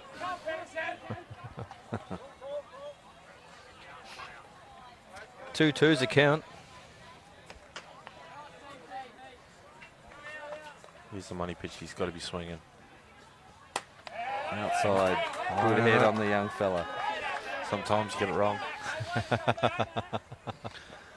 Not very often, but sometimes. They're only human after all. Look, if he can get the ball into play and advance the base runner, that's a pretty good job 2 done. and 2, you don't want to go full count. You want to throw your best pitch right there for a strike. So I'm certainly swinging. There we go. There's a hack. He's not far off it either. Yeah, good swing of the bat there from the young player, but I'd like to see him go up the grip just a little bit for a 2-strike adjustment, maybe get a little bit more control. That ball goes up the middle then, Jared, not a foul. Yeah, that's right. And adjustment's always handy. It's a small adjustment. Just I'm not saying come round and cover like you're pretending to bunt. But the Dan Peterson special, you would say. Well, I tell you what, that's 100% effective, which I've been teaching that ball's my young low and fellas. he's walked it. That's a great at-bat. at-bat. That could be the most important at-bat tonight, we see. Well, they were out of it. Just Hoppy's called time, and it is 7:26 if you need to know, Hop. yeah. So what was it, about 15 minutes ago? The Redbacks were out of it. They'd had their heads down. They'd given up a couple of runs, and they're down 5-0 at the top of this inning. Caleb Zackley had a ground ball to shortstop that the first base had a hard time reading the throw. Lockie Abbott had a single. Sam Flynn a 2-run triple. Luke Andrews grounded out. Chris McLeod had an RBI shot to the right side. Tom Gaugy had a walk. He's now on third. Brad Pearce had an RBI single. He's now on second. Cooper Pedersen a base on balls. He's on first. There's 1 out. 9 hitter in the order. Wow, what a game we have here, And James. still Loaded only bases. 1 out. 1 out, loaded bases. Sam Williams up on the plate. 1 out. Then we have the top of the lineup with Caleb Zackley. And he jags a hit there. That's going to be in the gap. And they're going to score a run. Score 1. Game is tied. Second one's coming in to give them the lead. Sammy has redeemed himself. What a hit. What a clutch play. Absolutely. Loves it as well. Absolutely deserves the elation there. Had He's the pushed double team ahead. python, pumping it up. Look at this on the all-decked-out replay. Straight through the gap. Listen to us all talking over the top of each other. That's the all-decked-out replay. We're trained professionals around here, Jimbo. The excitement's there. Tim Goodyear dives to the ball, knows the importance to try and stop a run. Gaugy crosses the plate. Pearce crosses the plate. And all of a sudden, the Redbacks are in the lead. And do you know what that means, Jimbo? Free softball. We see the bottom of the innings here.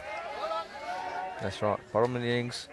So Mackie have had a great comeback here from 5-0 to come up 6-5 and take the lead of the game. Massive inning here for Mackie. Top of the order, Caleb Zackley for his 4th time round in the order. Now Hahndorf will still get a bat in here. Well, Just another Hills Classic going on right here. What a game to be live streamed. all of a sudden, the Dreamland player of the game is up for anyone now. Well, there's a lot happening in this game here, James. There's a lot happening in a half an innings.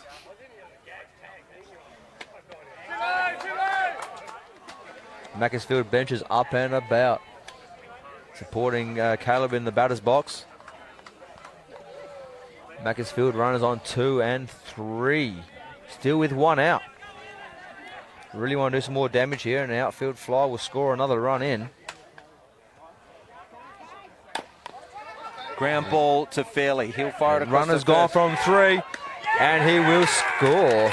Runner goes from 3, and he will score. I don't know, did the runner go from 3 and score? Oh, sounds like we've got the repeater.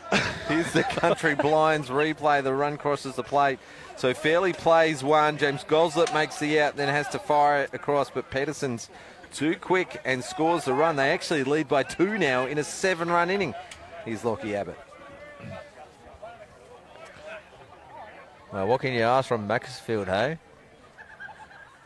Obviously had a game plan from the start and stuck with it. Seems to be panning out for him. To not score any runs early and do it all in one innings. Well, they, in all fairness, it's a bold strategy, Carlton. They've threatened. It is a bold strategy. I'm going to give it away in a minute. These two just running riot over here as the ball gets away from Alex Hopton, and Sam Williams makes his way over to third. I was just saying all credit to Macclesfield. They've threatened in all but 1 innings where they've had runners in scoring position, and in the 5th they've just made it count. This is the 11th batter of the inning. It's all about momentum, Jimbo. It's a wave, and it goes through the game up and down. And I think if you always have a slow start, it always builds at the back end. If you have a big start to the game, it always is incredibly difficult to continue that momentum through to the end of the game. As we see Scott Fairley step back. See what happens when common sense prevails in this commentary, not talking over each other. Jared just comes up with just brilliance just right then. Dan, you've gone quiet. No, I'm sorry, mate. I don't know if I can talk now. Lockie Abbott up to bat again. Plenty of safe hits this game. And 1 walk hit by a pitcher at his first at bat.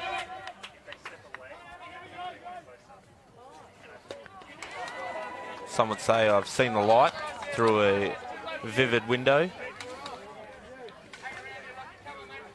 I can see the Vivid Ute out at left field. Great sponsors of community sport.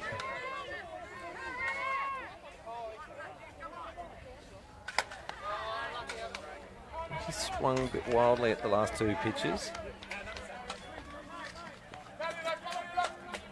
You can just say it, don't have to write it down, Dan.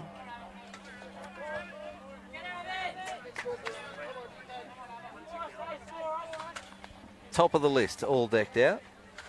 Yeah, it's great. I was going to have a little join in from the all decked out as well from the outfield. It's all right, Dan. I think you're blind in one eye and blind in 80% of the other. Yeah, I think the microphone is actually blocking my vision as well as my glasses. I can see why you don't wear glasses. They could probably come off now because the sun has gone down. Scott Fairley striking out Abbott here, ending the innings. But what an innings it was. Let's get over to our roaming microphone, and Pete Williams, you've got a special guest for us, Pete. The speaker, I believe, is the way they talk about him in government. It's the Minister Dan Cregan, the local MP for the area. Dan, this event, fantastic event for your community, which a lot of your constituents fortunately require the CFS at times. They certainly do. We're very grateful. We've got Frank and his crew here today, and we're also very appreciative that communities come together tonight. Fantastic facilities to watch a couple of games, but really to acknowledge the CFS and the work that they do. And it's events like these that boost the morale for obviously those CFS volunteers and all volunteers in your community. And, you know, it's really important that we do respect and we pay them the honour that they deserve every time we get an opportunity. An event like this, our community coming up from Adelaide and across the metro area, and as well as your Hills community coming together, just really gives that little boost of morale for them. It absolutely does. We're here at the end of a week, but of course our CFS volunteers will be working through the weekend and every weekend to keep us safe. But the conditions are beautiful tonight. We're looking out on a game that has just wrapped up between Mackie and Hahndorf. Pretty close game, I think. And we're looking forward to a really lovely evening. Thank you very much for coming up. We appreciate your time coming out here tonight. Thank you. Great thanks to Dan Cregan, the local minister of Clavell and the independent speaker of the House, joining us. Just massive names joining us, coming out to be part of the CFS round, supporting the CFS Foundation. I can see some superstars turning up now. Sarah Tonkin's going to join us on the mic, Belinda White as well, so stay tuned. But we've got a big finish to this game coming up. Finn Langford flies out in foul territory to Cooper Pedersen out at left field, and Well, Mackie were down and out, boys. They were 5 runs down at the top of this inning, and then they've just put 7 on the board. That's a look at the complete septic waste replay, and Cooper Pedersen with some clean hands. Yeah, it's been a great comeback by Macclesfield, and who we have up to bat now? We've got Nick Dorr, who jags one in the right field. Sam Williams coming in and takes a catch, which puts Hahndorf down. 2 out. A quick 2 out in their last at bat. 1 out away now, Macclesfield, from an unlikely win. 5-0 down, 7-5 up now. Here's a look at the kitchen scene replay of Sam Williams. Never in doubt. Not going to drop 2 in a game, mate, because remember, catches win matches. Well, the 7-8-9 lineup for Hahndorf might actually pay dividends. We've got Scott Fairley, Alex Hopton and Tom King to come, but they have to stay alive. This one's popped up. Lockie Abbott underneath it and takes the Lockie Abbott the game. Macclesfield will win this game 7-5. They've come from the clouds, maybe even the Christmas cloud. Oh, look out, look out, look out. That's terrible. Yeah, that's bad. Can we edit that? What a comeback by Macclesfield Redbacks. Another great quality Hills game right there. Absolutely. These occur every Saturday night. Well, the men's league does play every Saturday night, 4 and 6. 4 and 6:30, 4:30, 6:30. Every Saturday night. If you want to play, you could come down and there's all ages, isn't there, in the hills? From the under 12s. No, T-ball. T-ball, right? T-ball, Modball under 12, that's right. All the way all through. ages. And men, women, boys and girls. So come and be part of a great community. It's ever growing as well. The numbers are really healthy in the hills. Softball over 400 members again this year. And thanks very much to these men's team that normally play on a Saturday. They've come out for this curtain raiser game to support the CFS round.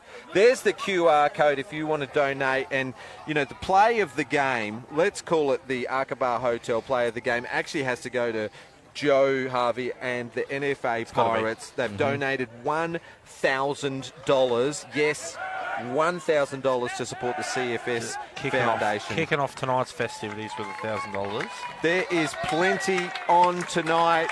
Thank the guys to my left, Jared Farrell and Dan Peterson, for joining me. You've got one more job to go, guys. And that is raking the diamond. No, it is the Country Blinds player of the game. Have we covered all the sponsors? We've just done I think we've gone through all of them. Who's the player of the game? For me, I'd have to say Lockie Abbott. Yeah, Lockie Abbott took the last catch of the game. He went 2 for 3 for the night with a hit by pitch. He crossed the plate in that all-important 5th inning. Great game by the veteran Lockie Abbott. Yeah, it's got to be Lockie Abbott for me. Takes the winning catch as well, just to add a little cherry to the top of the cake in a game. All right, I'm just going to check. We don't have the roving mic going, but thanks very much to Pete and the guests that he had throughout the night. We might make mention of them again in a moment, but thank you again to you two. Thank you to Mackie and Hahndorf for putting on a great game. It will be one that they will look back fondly on, that is for sure. To Spacequake Sports, thanks for covering the broadcast. The Hills Heat for hosting us. Stick around. We've got the Premier League game coming up at 8 o'clock.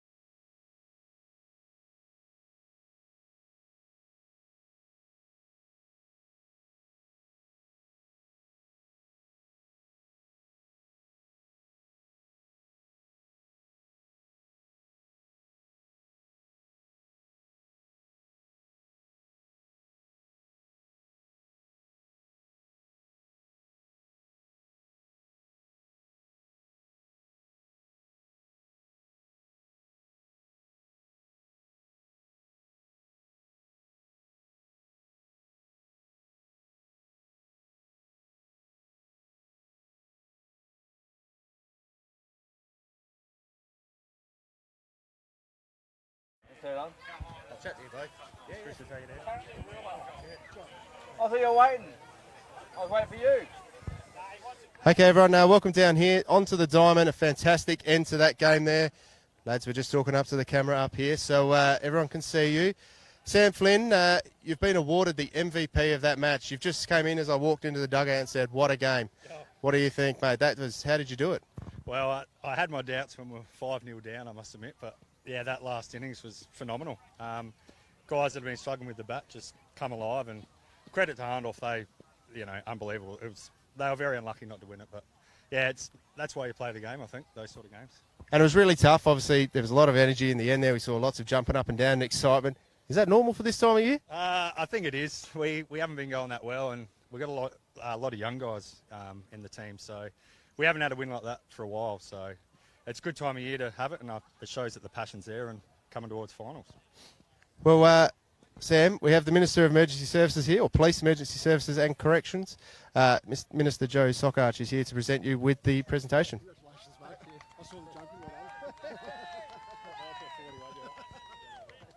The comment there was not bad for a 48-year-old jumping around. Oh, sorry, 41, my bad. I just put a few extra years on him. Maybe the energy zapped is enough. With me also here, a lad that I happened to go to school with at my earlier age, Chris McLeod. Chris, how does that feel, mate? Hopefully our education's had us in good stead, mate, and I can speak into this phone. So, no, all good, mate. What a game. It just goes to show that the young guys around the club are keeping us old blokes a little bit more youthful. That was one of the best wins I've been involved with, mate, and thoroughly enjoyed it. Like Sam said, credit to Hahndorf, they threw everything at us. And 5-0 down, it just goes that a game of softball can change in 5 minutes, and probably unexpected, but very happy about it. That's right, 90 minutes, so it never ends. You just got to keep digging, keep trying while you've still got someone in the box who's still alive, and that's what that showed there. And as you said, with all the young kids around, that's what you really want to teach these kids coming through. We saw you away recently with the under-23s. Not a lot of, I guess, winning results, but there's a lot of development from within those players. What was the experience like over there for them? Yeah, really good, and they're the next generation, aren't they? So it's time for us guys to, either go down to Div 2s or out to pasture for a spell, and these guys are the future of the game. And to go around there, we didn't get the wins that we wanted, but the morale amongst the team and what they've got for the future, those guys are going to be in the under-23s for the next 5 or 6 years, so SA's looking bright. Yeah, it's fantastic. It's really good to get a under-23s, inaugural under-23 teams to head away. We're going to have to jump off the diamond because it's not far off the smoky chase for the kids, so that's going to be something really exciting to see. I know there's a little bit of water going on the diamond here, so hopefully they don't go slipping up, but I know there's some pretty excited kids warming up on our fence down here doing handstands, so it's really good to see. We'll be back with that shortly, but congratulations, Sam. Congratulations, Chris. Great game. Sam Flynn, your CFS player of the game.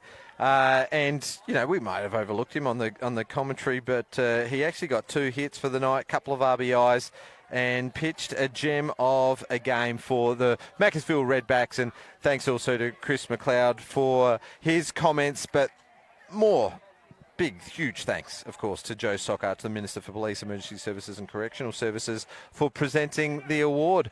Okay, we're going to go back to a break, and we'll be back with the chase around the diamond with Smokey.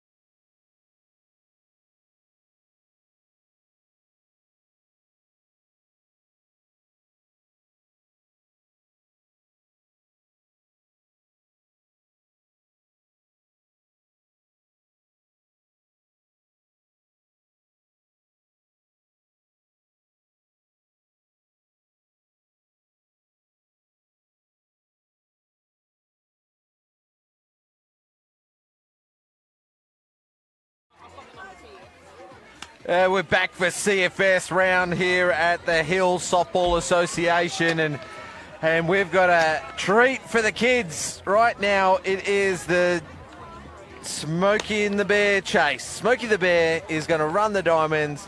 The kids are going to try and chase him down. Got Hills joint co-vice president Rebecca Sims out directing the kids. Got a few kids at home plate, a few kids up the first baseline, and we got Smokey the Bear at second. As we're in the preview for the big game, there's a great aerial shot using the drone. Of course, the magnificent painted heart out at centre field, celebrating the CFS round. Go is the call. Smokey the Bear takes off from second, turns third and looking from home. Couple of kids are a chance to catch him, but he's safe at home. Smokey the Bear is safe on Bushfire Awareness Day.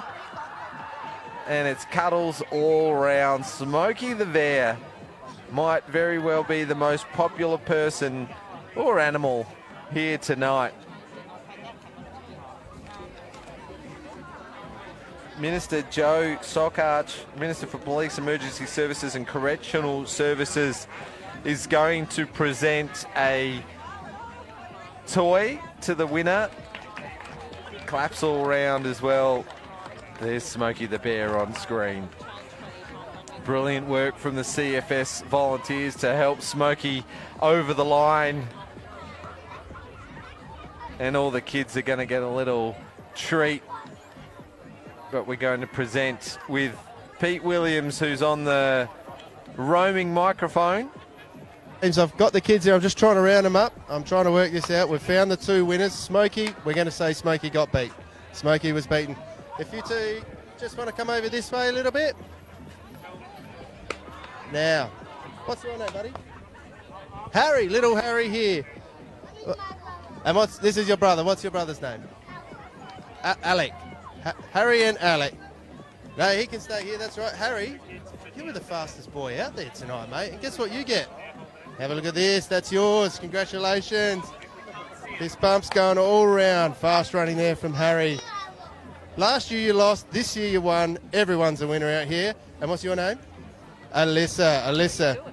Fastest girl. Nearly got Smokey. Not quite. Did you go in it last year? No, wasn't in it last year. Fastest female runner out there tonight. Congratulations, Alyssa. Well done to everyone that was a part of that. And a fantastic initiative. Smokey, you got beaten. I'm sorry. It's really devastating. Fast running. You also missed third base. So they all beat you. Sorry about that. Very good running otherwise. Congratulations, Smokey. Thanks very much, Pete. We're actually going to get a word from the Minister. So over to you, back to you, Pete. Minister Joe Sockarch, the Minister of Police, Emergency Services and Correctional Services, here with us tonight. Fantastic to have you being a part of our event, seeing these kids having a wonderful time, the community coming out, the big crowd now joining in. What does this sort of thing mean for you and the people that you represent? Oh, look, it's so great to be up here, and look, thank you for everyone involved tonight in pulling this together. Today's a really important day. It's a day that we all pause to remember Ash Wednesday. It's 41 years today that we commemorate. We remember all those people who've lost their life, but at the same time, we stop and remember all the ongoing sacrifices that our first responders make, and tonight particularly our CFS. And it's really great to have not only young families and so many people here in the Hills giving so generously, but lots of our CFS here as well. And I've got to say, I'm a little bit disappointed in the effort of Smokey. A little bit disappointed. I'm not gonna. It's pretty tough being Smokey at the moment, but maybe next year. I think maybe in your role as Minister of Emergency Services, you can pull some strings, get some training in. I hear you're pretty quick around the bases yourself. Maybe next year you can be in the race as well. look, I'm probably going to need a full 12 months to train to get the 150 metres around the bases, but I'll do my best. All right, I'll do my best. Oh, that sounds like another challenge for the night, James. We've got other people, the Brett Lachlan wanting to have a hit. Now we've got the Minister wanting to have a race around the diamond. So it's fantastic that you can be a part of this. Our volunteers are a huge part of community, whether it be CFS or any other form of volunteering. But we really do have to honour them when they do these sorts of things. As you said, putting themselves in places where other people just don't want to go. Yeah, look, and it's not just our volunteers, but tonight we really want to say thank you to the CFS Foundation, of course, who we're raising money in aid of. They do a great job in supporting volunteers at the times of need. Of course, when tragedy strikes and a volunteer may pass away, like a couple of years ago with Louise Hinks. But also the CFS Foundation helped volunteers who were impacted by the floods, if we just sort of turn our mind back 12 months ago. So they do a great job. They do it on the smell of an oily rag with a really small bunch of really dedicated people. So thank you to everyone who's backing in the CFS Foundation and our volunteers tonight.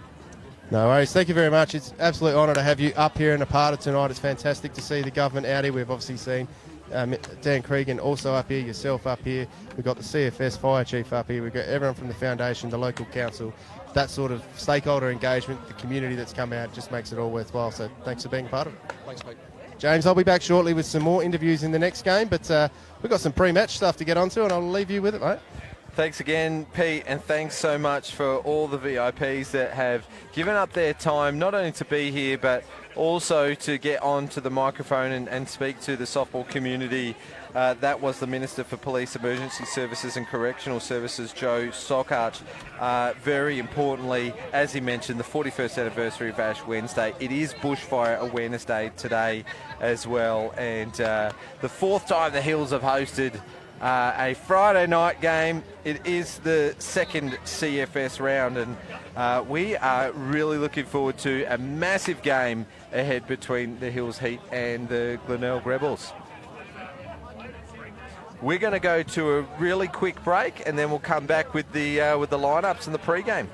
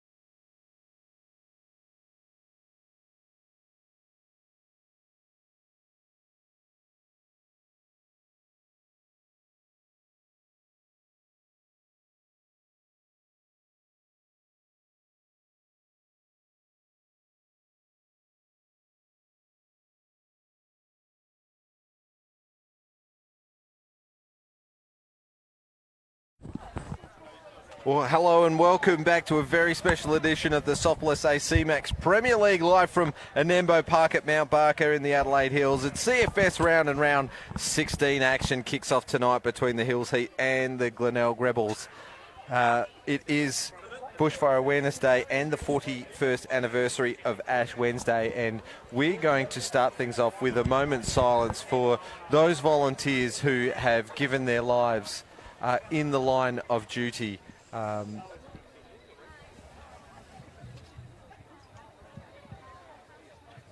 Pete Williams is going to address those watching.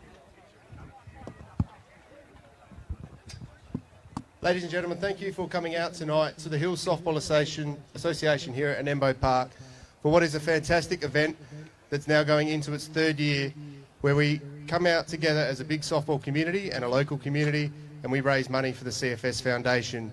The CFS Foundation, obviously, an amazing group of people who raise money and use that money to support the CFS volunteers when they're in a time of need, like they support all of us when we're in one. Tonight we have a number of dignitaries here, and shortly we're about to have a minute's silence where we'll pay respect to those people within the CFS and other fire services across Australia who have lost their life as a result of saving ours. We would also like to take this opportunity to recognise one of the Hills Softball Association's volunteers, Tracy Opolsky, who also has sadly recently lost her life. So if I could please ask you all to stand up, if able, and do a minute's silence in respect to these people.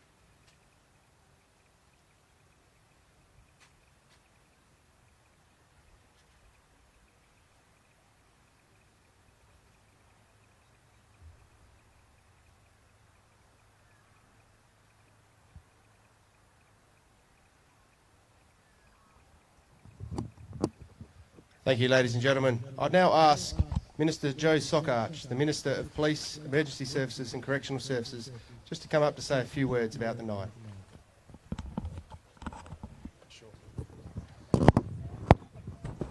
Good evening, everyone. It's so great to be here and with all of you, and particularly Dan Cregan, your local MP.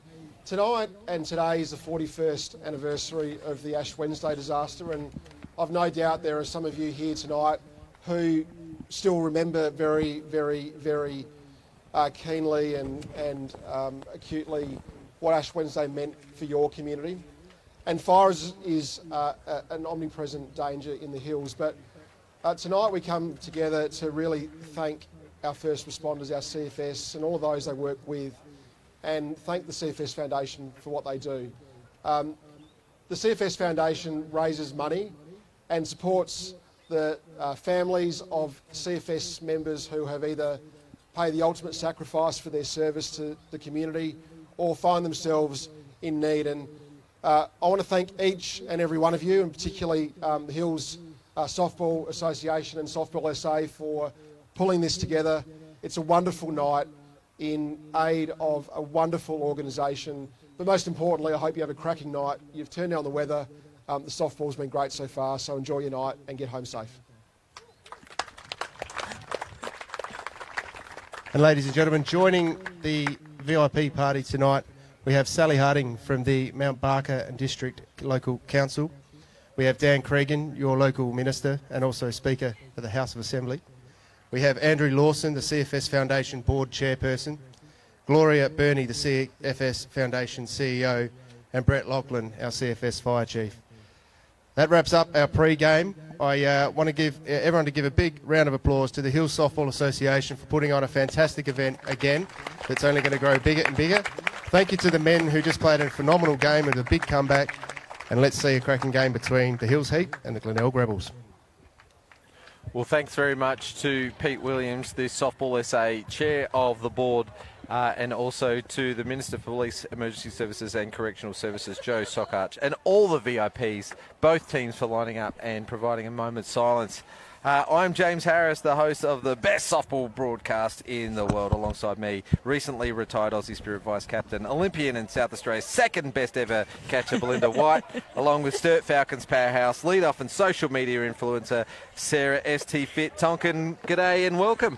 Thank you for having us. Thanks, James. Really good intro there. We are here for CFS round. We are supporting the CFS Foundation as well. I don't know if you guys missed it or not. There's the QR code on screen. Scan it and donate now. I don't know if you missed it in the first game, but the NFA Pirates have donated $1,000 to the CFS Foundation. So that's out there. That's got to be matched now. Someone's got to do better in the donations. But the other donation is actually coming from Spacequake Sports themselves, broadcasting tonight. They're going to pay $10 per strikeout, so we'll keep a tally on that, or $50 a run, whichever comes through higher. So if it's a high-scoring game, Spacequake Sports will be digging into their pocket to support the CFS Foundation. Umpires are just about ready. Teams are just about ready. Sarah and Belinda, big game ahead for these two teams. Yeah, definitely. After last year, it will be really good to see the outcome and how the girls goes, because last year's was a pretty exciting game. Well, it's been 2 years in a row. It was a 0-0 draw when these two teams first played 2 years ago, and then it was a 5-4 walk-off. Tyler Aslan had been in the country 11 days to that point, and she'd hit 4 RBIs in a player of the game performance. Well, there you go. There's all the stats for the game. The CFS Little Hampton unit is down the left field line along with the barbecue, and gee, there's people everywhere here tonight, aren't they? Yeah, it's an amazing crowd. It's really good. This is my first time up here for this event, so I was very surprised with the amount of people. It's really good to see all the support that the locals are showing, and people coming up from, Adelaide up here, which is just fantastic to see. So, yeah, everyone donate when you can. It's great, and let's hope there's lots of runs that cross the plate. Before we get started, James, I'd really love to know who the best catcher from South Australia is. That's not for me to say. But he will be playing in the Open Men. So John Reid Shield will be playing from the 5th of March to the 10th of March. You two will be down there supporting the SA team, no doubt. Definitely. Cheer squad, right here. Now, the teams are just about to go through their 5 warm-up pitches, which will give us an opportunity to go through the lineups in just a moment. But how's the vision from Spacequake Sports using the drone, the heart, the CFS heart that's been painted out in centre field? Diamond looking great, so thanks very much to the Hills Softball community for preparing a great diamond, and they've really pulled it together.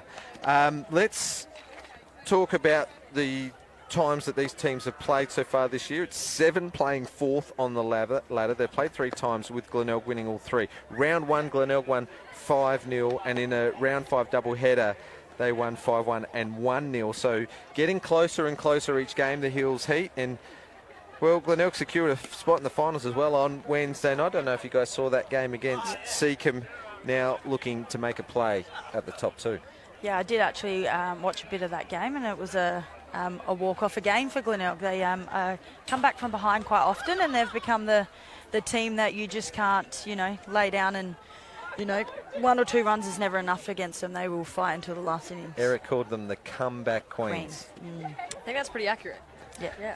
All right, around the diamond, the Hills Heat, Claire Mohan Ram pitching to Georgia King, Megan Williams at first, Georgia Ballard at second, Kira Trevorrow at third base, Abby Bashan at shortstop, and outfield left to right, Zoe Marich, Lara Temke, and Brianna Luxon. Mia Oates-Willis is the designated player. I'm going to get one of you two to do the Glenelg defensive lineup at the middle of this inning, so in this inning break. Well, the alarm was set the scene. We're going to kick-start the game. The siren, I should say, from the fire truck, the fire unit, and Sydney Horton will lead things off for Glenelg. High pitch for a ball in the left-handed batter's box. Yeah, she's got a bit of obviously this season been doing a lot of switch hitting, which is probably something we haven't seen down in Adelaide. So it's quite interesting, and she's done a really good job at it. I had a bit of a left-handed bump practice. Oh, wow. Drills it straight centre field. It's going to go all the way to the fence. Extra bases to lead off the game for Glenelg. Sydney Horton turns 2, will stand up at 3. Held up from Coach Brinkworth, and the Glenelg bench wanted more. Wow, that was a cracking shot. She kept her hands nice and high on that pitch and just lasered it over centre field. Great chase down there by centre field and a really good relay by Hills. So great job all round. Yeah, Lara Tamke out at centre field. Here's another look. Sarah Tonkin posing for a photo. I think Abby did a really good job there to just run that one in rather than making that extra throw as well to make sure that she stayed at 3. Bree McGee is the batter in the box. Charged with the duty to bring this run in. She had an RBI on Wednesday night. In that comeback from a couple of runs down to beat Seacombe. Yeah, it was a good game, bit of back and forth.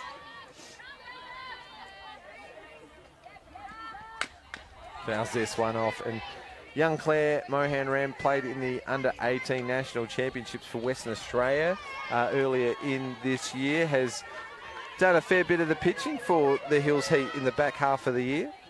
Yeah, it'll be really good to see her try and keep the ball low here, see if we can get a ground ball to the infield so they can hold the runner. Nice piece out to left field, and a great That's catch. a great take. Zoe Marich out at left field. Horton holds up at 3 and scores on a sacrifice fly. So 1 out and 1 run scored. Here's a look on the C-Max replay. That's a very good catch there, and she got up really quickly to make that throw straight to the cut on the chest. So that was really good work. Yeah, that was awesome. Well, perfectly executed start from the Glenelg Rebels. A triple from the leadoff and a sacrifice fly from the second batter. Yeah, textbook right there. Now, I'm not sure if you guys know this one up to bat now. This is Johanna Grauer. Yeah, Renmark's finest, you could say. A teammate of both of yours in the 2022 Gillies Shield Championship. Yeah. Yeah, it's good to have Yo come up for, you know, the midweek game, I guess, or late week, yeah. Start of the weekend. Yeah, really good because she obviously wouldn't come up for Wednesday, so hopefully we see her on the mound at some point, but we'll see how Glenelg goes. Yeah, Jade Peterson listed as the starting pitcher, 97 strikeouts on the season, so could overtake the league leader, Liz Engler, who's on exactly 100. Knowing Jade, I think... Foul ball out to the right side and a good catch. Taken in foul territory from Brianna Luxon, so that's 2 out for the Hills Heat. It's a good catch replay. not to give up on that. Read it well, Sarah. Yeah, very good. Didn't dive and try to make it look specky like you did. That was essential, James. That wasn't just to put on an extra show. Sasha Penglace also had some key RBIs on Wednesday night, so in good form. It's not often that you play 2 games in 3 nights, is it? Oh, that's a good point. I didn't even think about that. But yeah, Sasha's been very, very consistent for Glenelg, and yeah, when she comes up to bat, not going to lie, I get a little bit scared. Yeah, she's definitely putting ball into play, which puts the pressure on the field. So it'll be interesting to see, you know, what she does now. She can drive one, get a base runner on, and give a bit of a 2-down rally.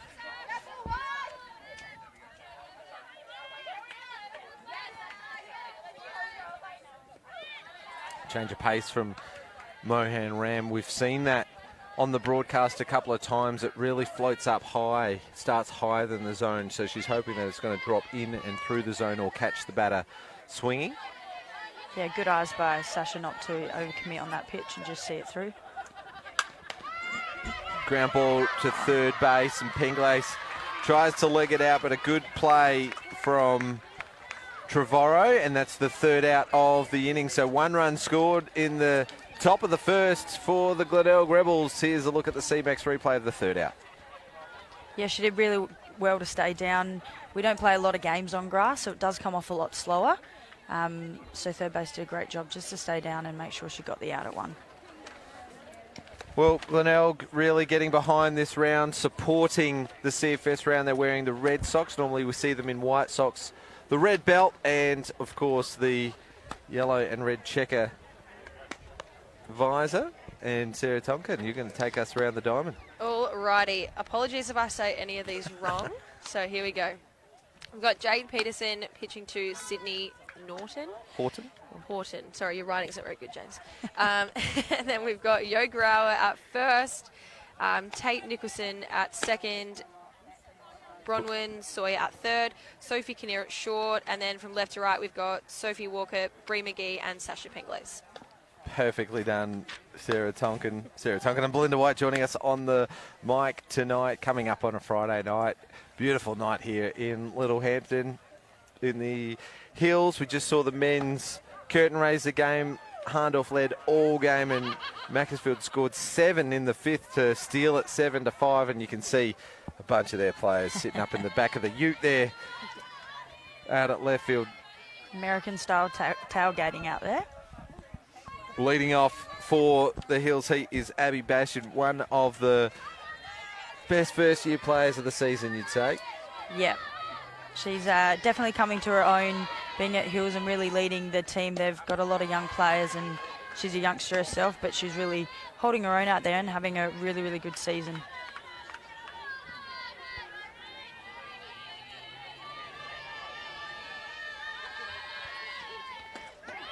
Now, did Jade dye her hair just for this game, so it was all matching? It's very fresh, isn't it?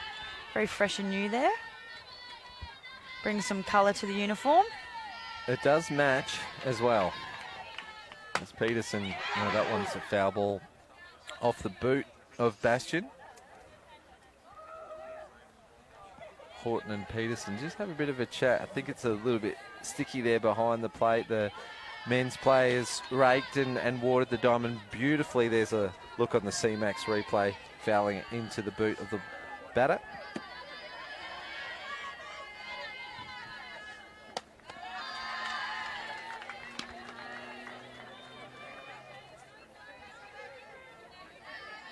Just watching intently, aren't we, for Abby Bastion's first to do what at-bat. she does, which is yeah. find a gap leg. Oh, what a catch. Yeah, return catch straight to Jade Peterson. Quick reaction, and that's the first out. Really, really good catch there by Jade Peterson. Bit of reaction, quick right there. Yeah, very nice. Yeah, very cool, calm nice. and collective. On the C-Max replay, guys, and if you want to help advance tomorrow's healthcare and get paid for your time, log on to cmax.com.au.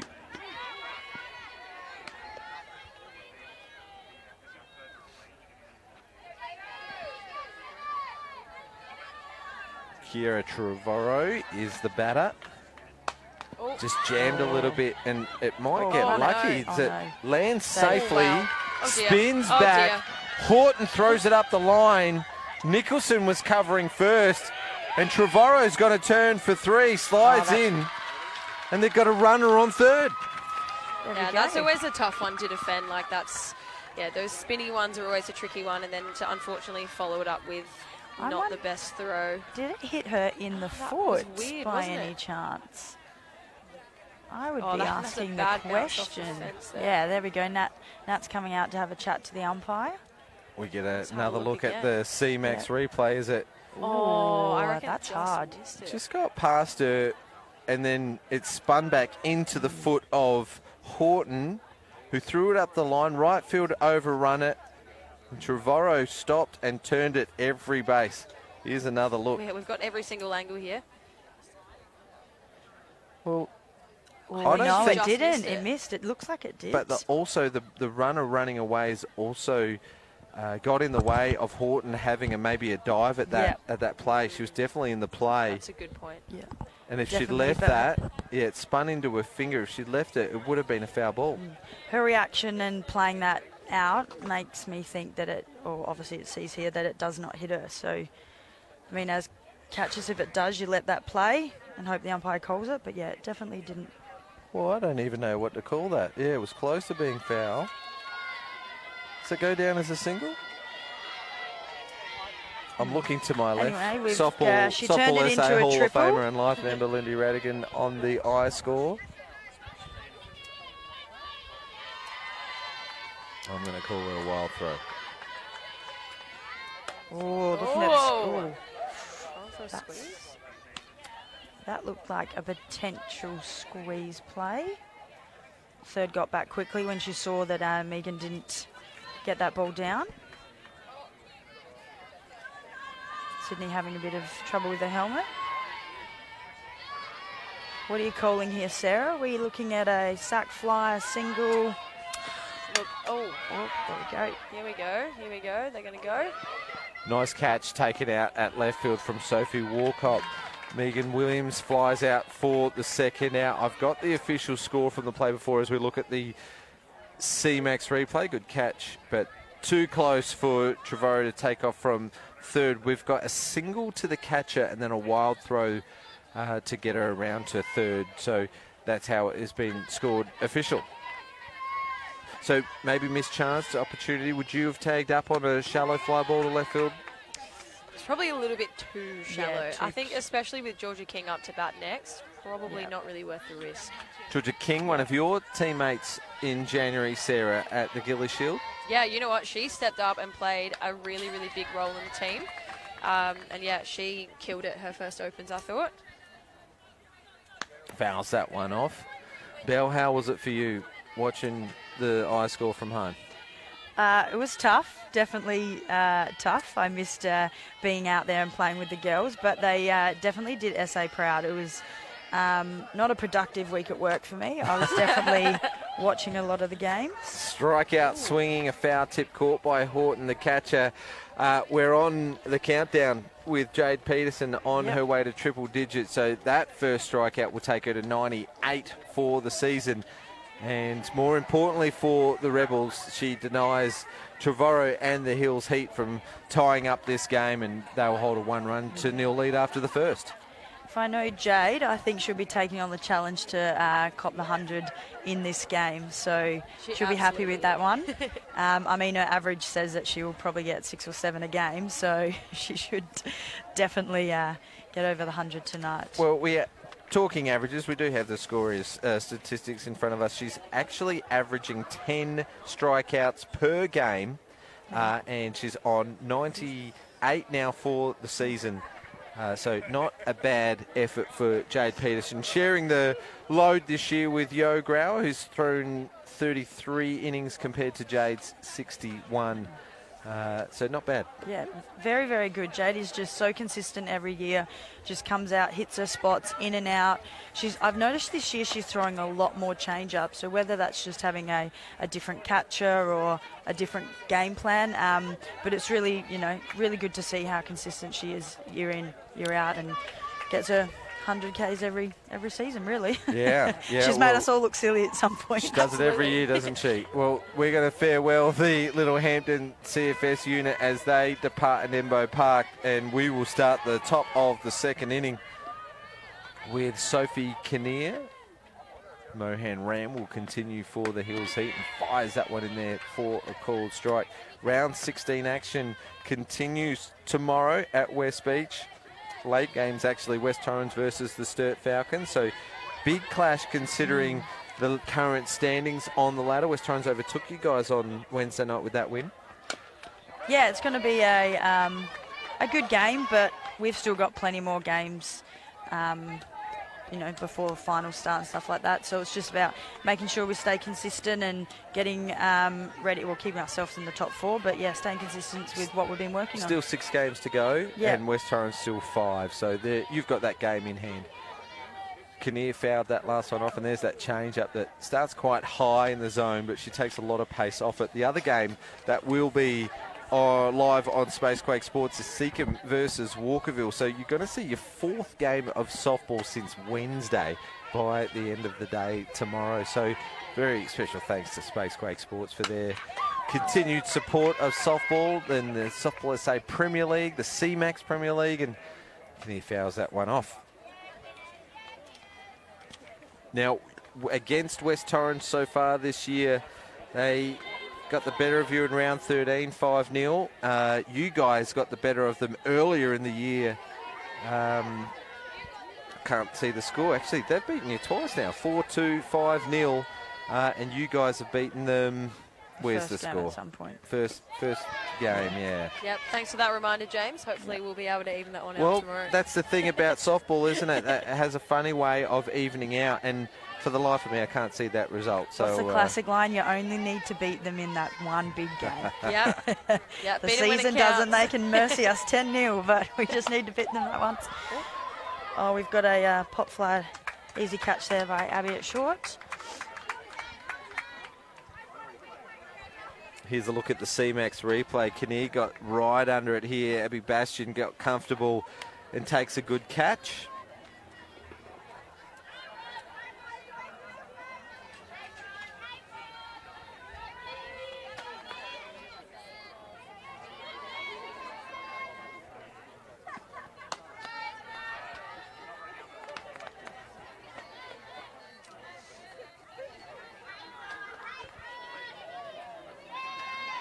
Bron Sawyer actually came in as a late change for this game. Courtney Shepherd was listed to start at third base tonight, but that hand injury that she has. Oh, she drives it opposite field to the right side, but there's a chance for a 9-3 put out. Great play from Brianna Luxon. That's a great throw there by right field, and just to come in and make sure ball first and then make the out there to Megan. So they don't come around often, so that was really good. No, we love a good 9-3. Jade Peterson comes up to bat.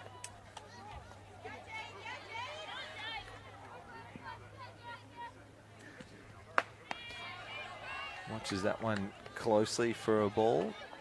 Using the Eastern Ghost. You use the Eastern Ghost, don't you, Belinda? Yep, still do. Quite like it. And Very, what very Eastern good. bat do you use, Sarah? No, I don't use an Eastern bat. Then you've been sacked from the commentary team because I'm not. Oh, shit. Almost another the same good hit. shot out to the right side, but this one gets by Luxon at right field. Peterson at 3, turns 2. At 2, turns and looks for 3. She stands up at third. When was the last time she's done that? Well, by the looks of her bending over, she hasn't done that for a while. Hasn't So, run that oh, she's got a runner. There you go. I don't think she's probably had to run a triple in a couple seasons. Well, it's here's just a look- such a big diamond. Here's a look at the CMAX replay as it gets by Luxon at right field. Another look at it here. Great shot, actually. It went out to the right side. She saw the play before she had to leg it out. Turns one. I think the she's big going to arc. stop it She too. No, no. keeps going. And she's actually gone back to the dugout. We've got a pitcher speed up. Sophie Kinnear's on third as Jade Peterson goes for the oxygen in the dugout. She's got to rest up for her 100th strikeout. Leave her Yeah. alone.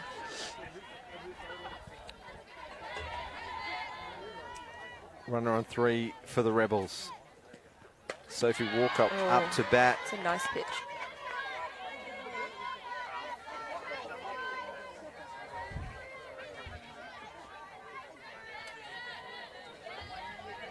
Very still night.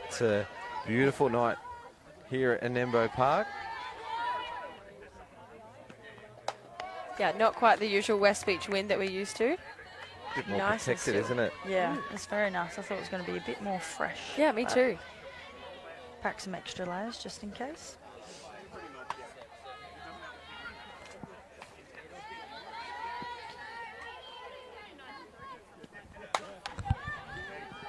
Piece of the ball out of the right side goes foul. Stays alive in the count. Runner will return to 3. Claire will be looking for a nice ground ball to keep it in the infield and get the out at 1.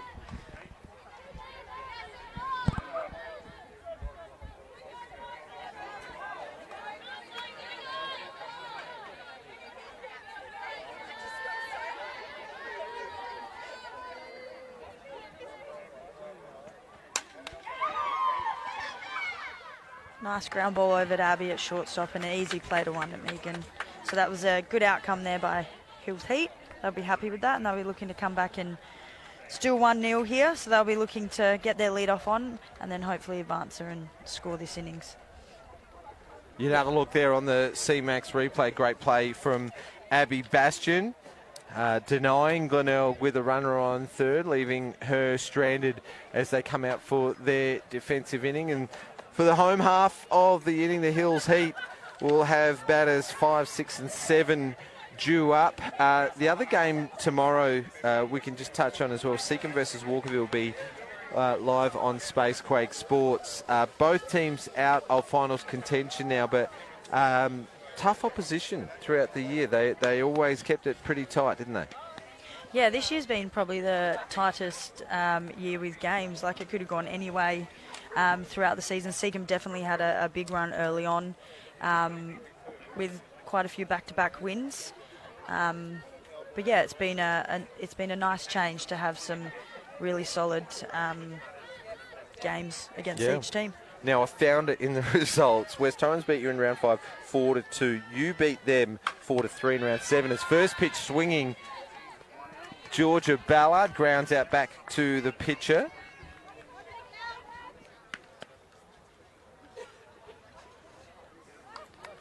Oh, so we won the second game, yeah. And Sturt won the second game 4-3, and then in the third game, round 13, West Torrens won that 5-0. So you have to even the ledger with them, guys, otherwise they'll go into finals with a slight advantage, the reigning premiers. Yeah, a lot of pressure on there, reigning premiers there, James. You said it quite well. Well, you guys would know. What have you won, 5 or 6 in the last 8 or 9 years? Yeah, a few. Always put a target on your back, don't you, when you win a premiership? As swinging early in the count again. That's Lara Tamke this time round. An obstruction called. She'll take off for second. She doesn't get second base obstructions called, and she just takes off for. Well, the gold rule, you can always go, and they'll always just ask you to come back. I think Damien called dead ball. Is that why she has to return? She just walked on over there and no one made a play. So I felt like she could. I had my eye off the screen for the C-Max replay. Timeout being called. That's assistant coach Jackie Crafter, an accomplished umpire herself, just having a chat to Damien McCauley on that last play. Let's have a look at the C-Max replay as Temke gets jammed, but she still manages to pull it. Sophie Kinnear throws over to one. The throw's a little high. Little obstruction called. Well, I don't know if dead ball was called or not. Sydney Horton had the ball ready to throw it. And Tamke just tried to advance. Well, she did advance, right? Really. Yeah. She technically did advance and no one played her. So threw everyone off because she was jogging. She should be awarded second. Yeah. Safe. They just... I think a bit of confusion. Made the play, right? Yeah. Damien only had his arm out as obstruction. Looks like she's staying there. Oh, interesting. Okay. Hopefully that extra base isn't the decider later on in the game. I guess we'll find out. Well, in the end, that will just go down as a wild throw from the shortstop. And there's one out. Now, Mia Oates-Willis, the DP, up to bat. High for a ball.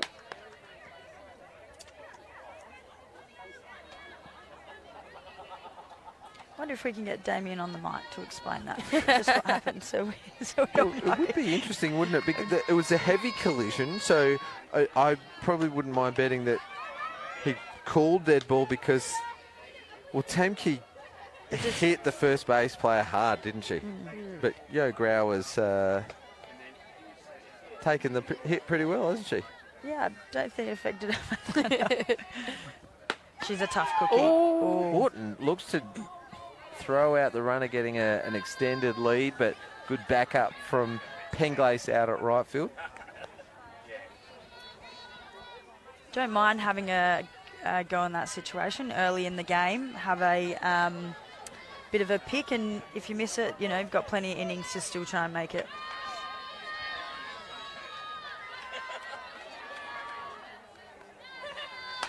Foul ball from Oates Willis. Now, Yo Grauer goes to fetch that ball. She's getting a fair bit of practice playing other positions. We're used to seeing him as a pitcher, but out at the Riverland Softball Association playing for Berry. She's done a little bit of catching this year. Yeah, she must be the 4th best catcher. Well, jammed again. So Peterson throwing a lot pick inside. that. And a great pickup from Grauer. The hard throw over to third. Good cover from Walcott as Bron Sawyer makes the out. So there's 2 out. Here's the C-Max replay. Yeah, great pickup from Yo Grauer at first. Yeah. I know she was keen to get one of those. It's all that catching work she's been doing, all those extra nights of training. But really good base running by Laura Temke? That was Laura Temke, made it all the way over to third. Shortstop got a bit mixed up and was covering second, so that left third base open. But great work by Sophie out at left field to back that up, because if she wasn't there, that was going to the fence and would have scored that run. Brianna Luxon hits 8 for the Heat.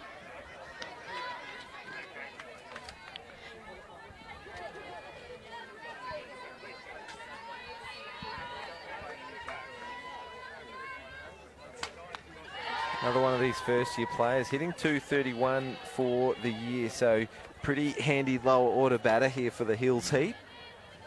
Yeah, the Hills have got a very young side this year, but they've done a great job this season. They're putting a lot of ball in play. They're still very raw, but it'll be great to see what they come of them in the next couple of years if they can all stick together and work together.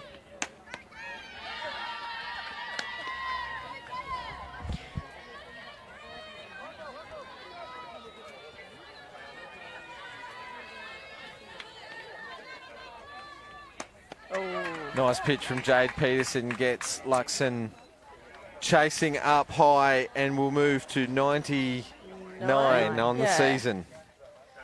One more to go. I wonder are we going to say, if she knows? If we know she Jade, she knows. I'm sure Lindy's told her a few times, and Scott Radigan would have told her a few more times. We're going to move over to Pete on the roaming mic.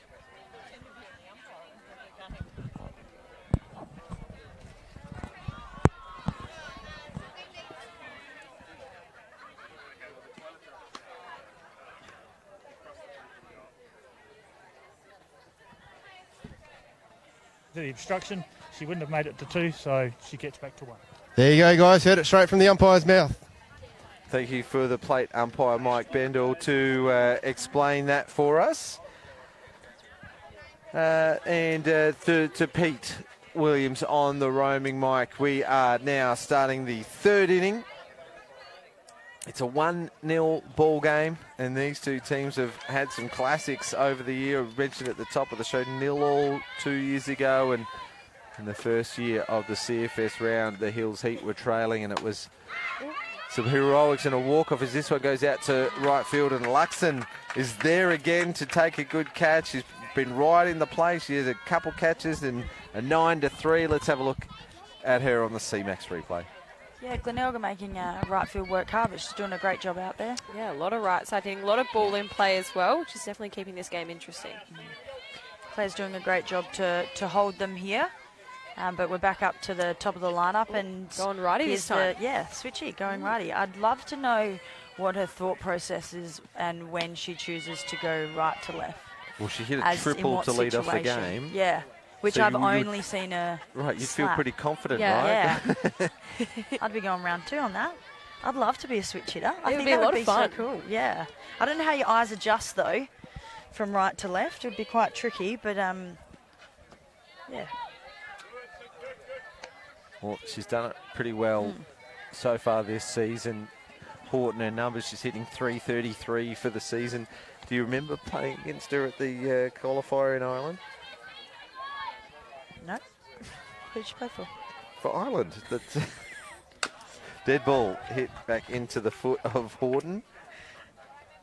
And I mustn't have been catching that game to do any scouting. My apologies. All good. Just an awkward moment in the commentary.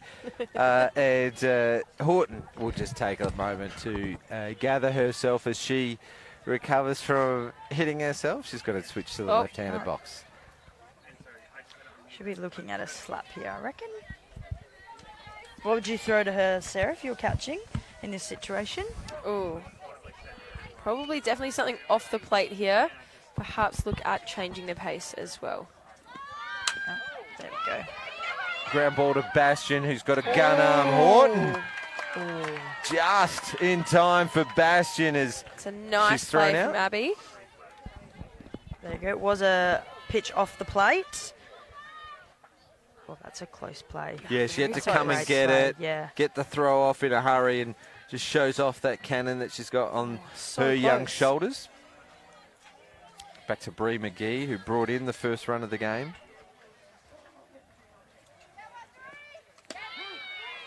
Nice pitch from Mohan Ram. Abby and Claire actually have been a part of the SC Fit squad, so they've done a little bit of work with me, so I might take a bit of credit for that cannon she's got.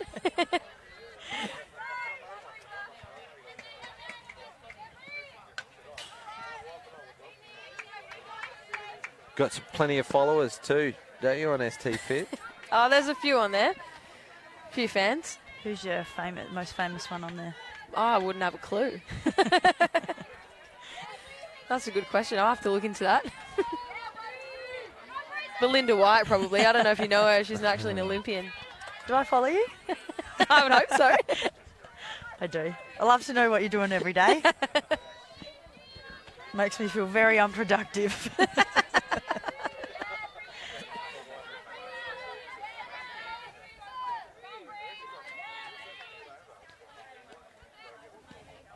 McGee fouls this one off, goes to a 2-2 count.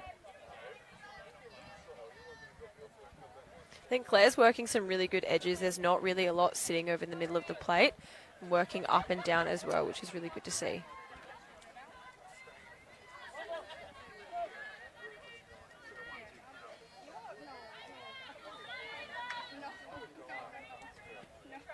Oh, good change up. Oh, good pick up by Abby there. Really smart play by Abby there. She had no play at one there. There's no need to throw it and potentially, make an overthrow there. But really good change up by Claire. Bree really reached out and stayed through that. Yeah, held her hands quite well there. They'll be looking to capitalise on that with the big dog up to bat now. Yep. I'd be looking to be really smart here if I was Claire, with Yo Grau hitting the way that she has been hitting. Be looking to pitch around the zone. It's a nice pick up from Georgia. A walk wouldn't be a bad outcome here. No, definitely wouldn't be.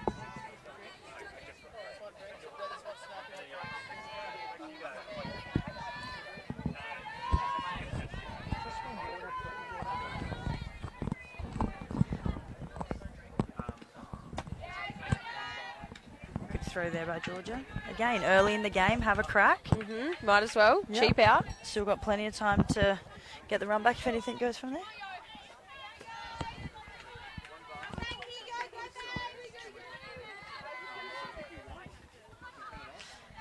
Mohan Ram throws one down the middle, and we've seen Hills Heat pitch by committee in a lot of games throughout this year, so probably see a couple of pitching changes throughout. Would you expect to see something? Yeah, the Hills have been doing a fair few pitching changes all throughout the season, so I can't imagine tonight will be any different. I'm sure we'll see someone else on the mound.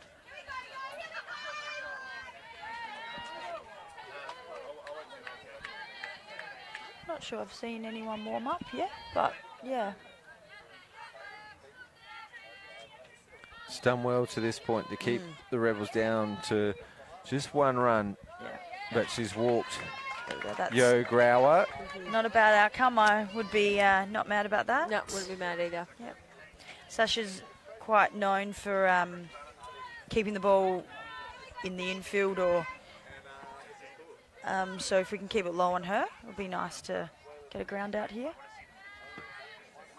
So retiring the first two batters, she's given up an infield single and a base on balls. Mohan Ram, as Penglace goes early in the count, early on it too, pulling it down the left field line.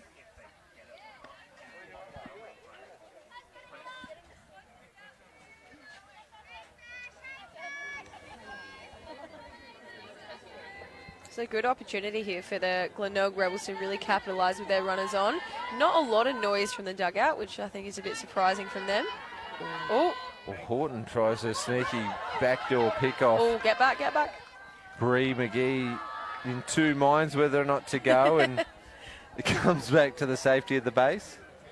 That was great backing up by Centrefield there. Good aggression, held Bree at 2 there.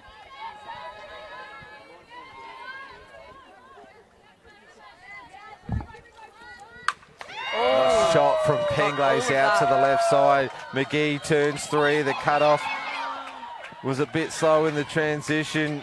Yo Grauer in no man's land. She's in a rundown play. Penglace goes to 2. They've overthrown it, but now there's 2 runners at second. Penglace has to break for first, and a little bit of a comedy of errors there. And a missed opportunity for the Heels Heat, but 1 run does cross the plate. Let's have a look at the C-Max replay, try and unpack that. There, that was great. Hard hit through the hole there by Penglace, yeah, RBI single. And then I guess this is how you do a rundown, everyone. Watch out, Yo. Yo's keeping her eye on the ball. Oh, Then she gets hit in the cops back. it in the back. She stayed in it long enough, but yeah, great piece from Sasha, though. That's exactly what they needed. I would have loved to have seen that ball go all the way home, because I reckon that would have been a close play.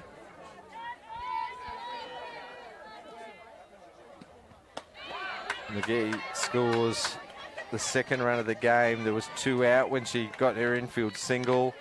Advanced on Grauer's base on ball. Scored on Penglace's single.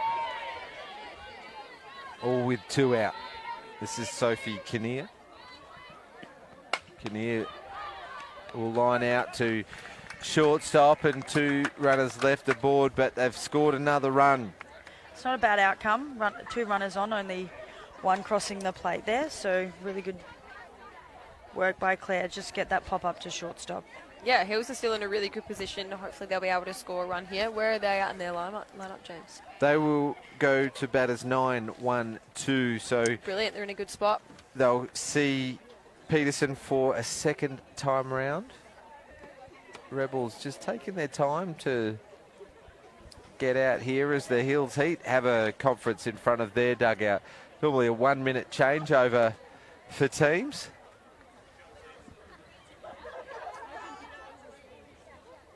Let's have a look at a video. Hi, it's Sarah Lowe, CEO of Softball Australia. While I'm unable to be there this evening, I wanted to show my support of the CFS Foundation and the Hills Softball Association by acknowledging all the hard work and effort from the volunteers of the Country Fire Service. I think we can all agree that these brave individuals make tremendous sacrifices to protect our communities from the devastating impacts of fires. Tonight's event serves as a platform to join our softball community with the CFS community to help raise much needed funds for the Country Fire Service.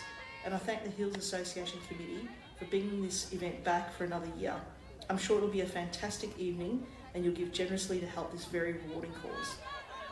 That's Sarah Lowe, the CEO of Softball Australia, and we thank her for her support. She did offer to come down for the CFS round, and turned out it was her birthday, so she couldn't actually make it. So hopefully we do get to see Sarah Lowe sooner or later, and we thank her for her support and the Hills Heat for putting on the CFS round, supporting the CFS Foundation. You can donate, and we'll bring up the QR code in the inning break, but 41st anniversary of the Ash Wednesday fires and Bushfire Awareness Day today, of course, as well as number 9 hitter for the Hills Heat, Zoe Marriage, is up to bat, fouls that one off and evens up the count at 2-2. She's done a lot of work throughout the last off season. During the season, she played in a under-16 state team. We saw her batting in the left-handed batting box at the start of the year, now on the right side.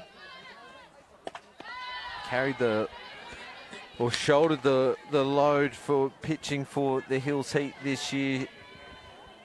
Not so much of late, and the most innings pitched out of anyone of the Hills Heat lineup. Playing left field tonight, pushes that one right side. Sarah and Belinda getting a lot of text messages come through. Slip of the tongue, maybe?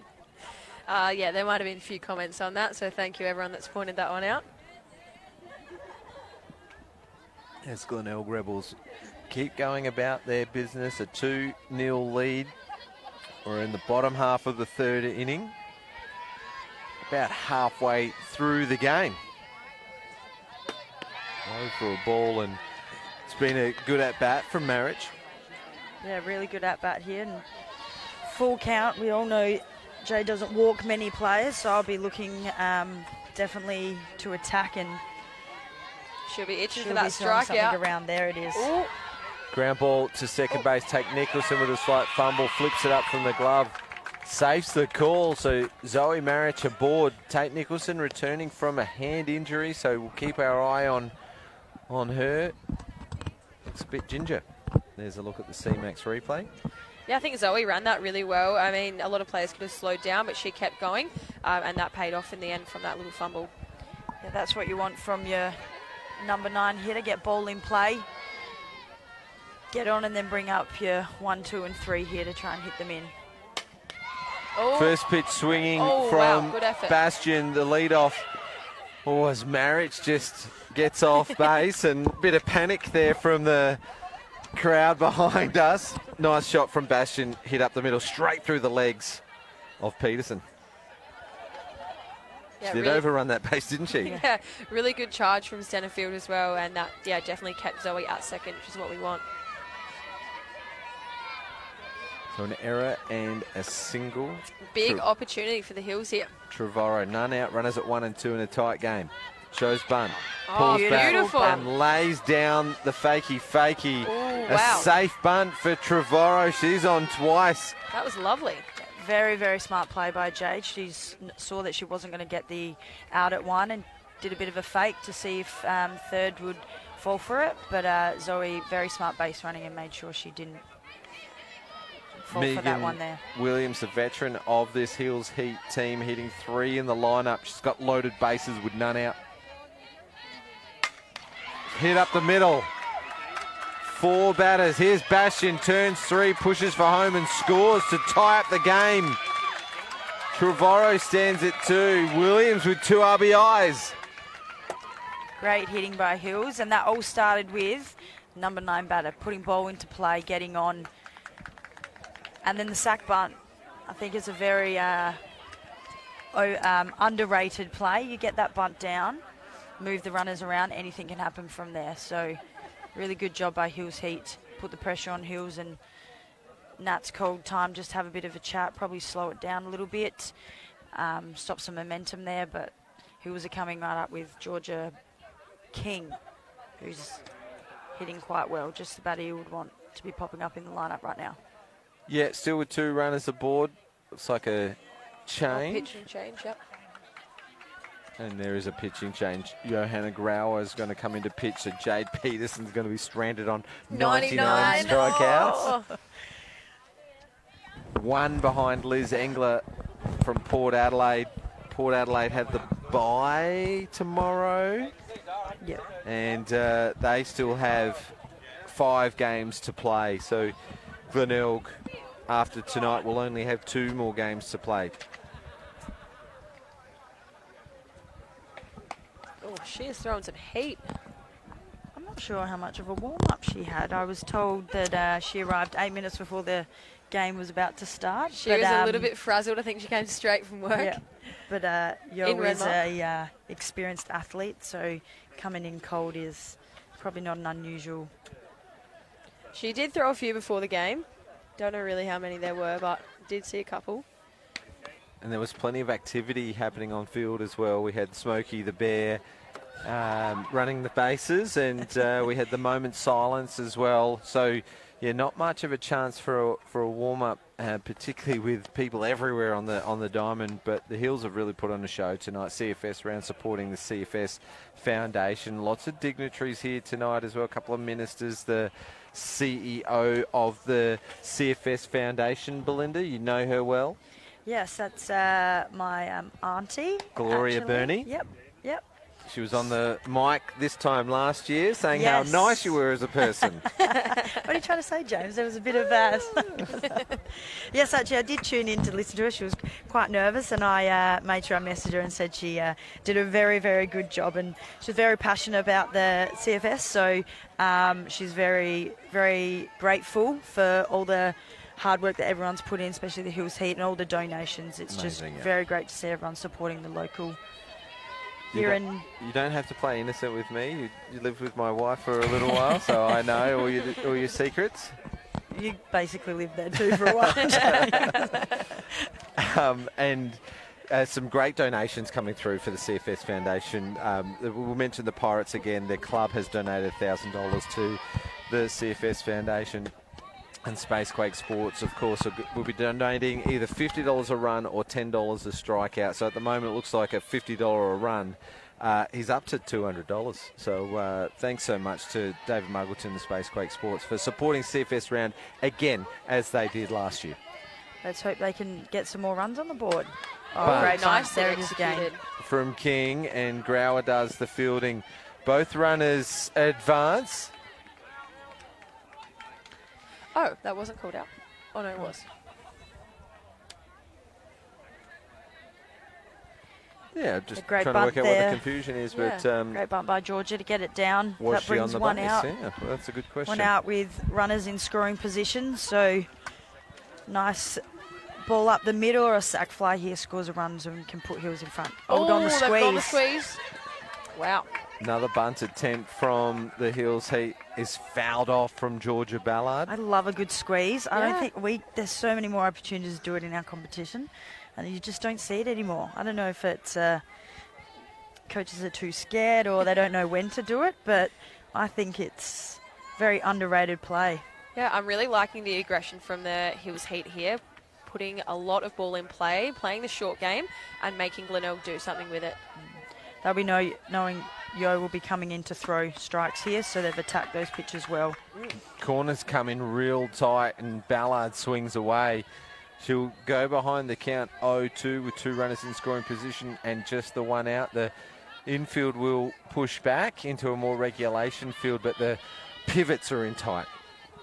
Strikeout Nice swinging. rise ball. Grauer goes upstairs, and that's the second out.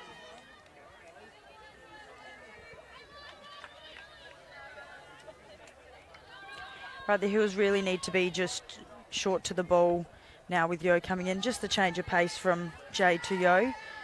So they need to be short to it, just get some hard contact, make Glenelg make some play here. Yeah, I'd definitely be looking at making an adjustment early as a hitter, possibly even just after one strike, and not waiting until we get two to make an adjustment with Yo pitching.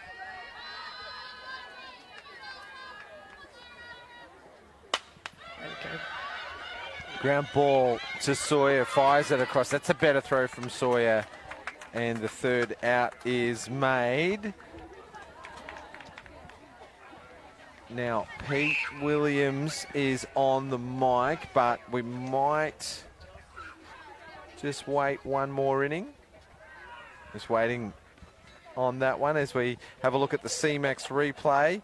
Yeah, we'll go to Pete at the next change of innings. Got a special guest, Belinda, someone that you know. We may have just been talking about her. And, of course, supporting the CFS Foundation tonight. Plenty still happening here at the Hills Heat. The barbecue was running hot earlier tonight. We had a bit of a makeshift bar there as well. We saw the men's curtain raiser game, and we've got two of the absolute guns of the Adelaide Softball Association, Belinda White and Sarah Tonkin, joining us on the mic tonight. You guys pretty happy with the way that Sturt have been rolling so far this season? You've unearthed Riley Moore, who's hitting plus 400. You've got four batters hitting 400 or better in the season, the only club to have that. There you go. Wow, didn't know that. You're all over the you're- stats. We're not a team that actually looks at the stats. We just wait for Justina to tell us what diamond we're playing on a Thursday night, and we rock up. So, no, we've been pretty impressed with how the team's going. We've got some new players and some young players, so we're just, keep rebuilding and Bron Sawyer gets after this one. Just out of reach from Williams. Ballard was sort of there to back up, but all her momentum was taking her to first base, and they both leave it for Sawyer to arrive safely at first. Here's a look at the C-Max replay. Oh, that was such a tough one, right in the gap there. It's a great effort by I thought she Megan had there. that. Yeah, I think she did, and it just on the just got down. it, yeah. Yeah. Sticking with Mohan Ram as well, the Hills heat, as Peterson shows bunt, fouls it off. Yeah, Claire's doing a great job here to hold Glenelg, sorry. So hopefully she can hold them some longer and continue throughout the game. Jade had that single, her last at-bat, that turned into a triple on the misfield from the right fielder. Obviously didn't recover either, because gave up a couple of hits, 3 hits to the top of the order, and was hit out of the lineup. So looking to contribute in other ways tonight, Peterson. Shows bunt again high and out of the zone. So not a bad turn at bat here from the veteran. Yeah, she'll be saying to coach, let me just bunt and I can jog up to first base. Get me off as soon as I can. Yeah, with none out, she doesn't get the pitcher speed up rule. Well, she's not pitcher anymore either, so she has to do the running herself. Oh. Gets after a high one, so maybe a predetermined swing with a 2-1 count. Favourable hitters count.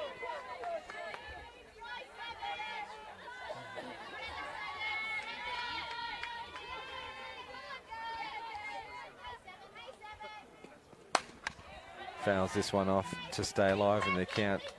Now, Peterson not a known batter, but looks quite comfortable up there, doesn't she? She's... Yeah, I think she's just a very calm player as it is. I mean, even as a pitcher, she always looks relatively unfazed, which is really good, because that's, you know, exactly what you want, you know, in a pitcher and also a hitter, to, yeah, just have that cool, calm and collected mindset. I think Nice she's been... pick up from King. Ooh. Gets away. Oh. Sawyer looks for an extra base.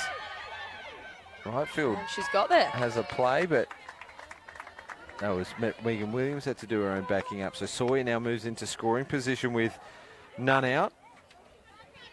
Yeah, great composure. She was the, let's say, the oldest player in the Stars lineup this year. She was, shortly followed by me. I was the second oldest. Hey, I know exactly how she feels. I'm a little bit older than the next youngest in the Open Men's team, John Reed Shield at Adelaide, West Beach, 5th till the 10th of March.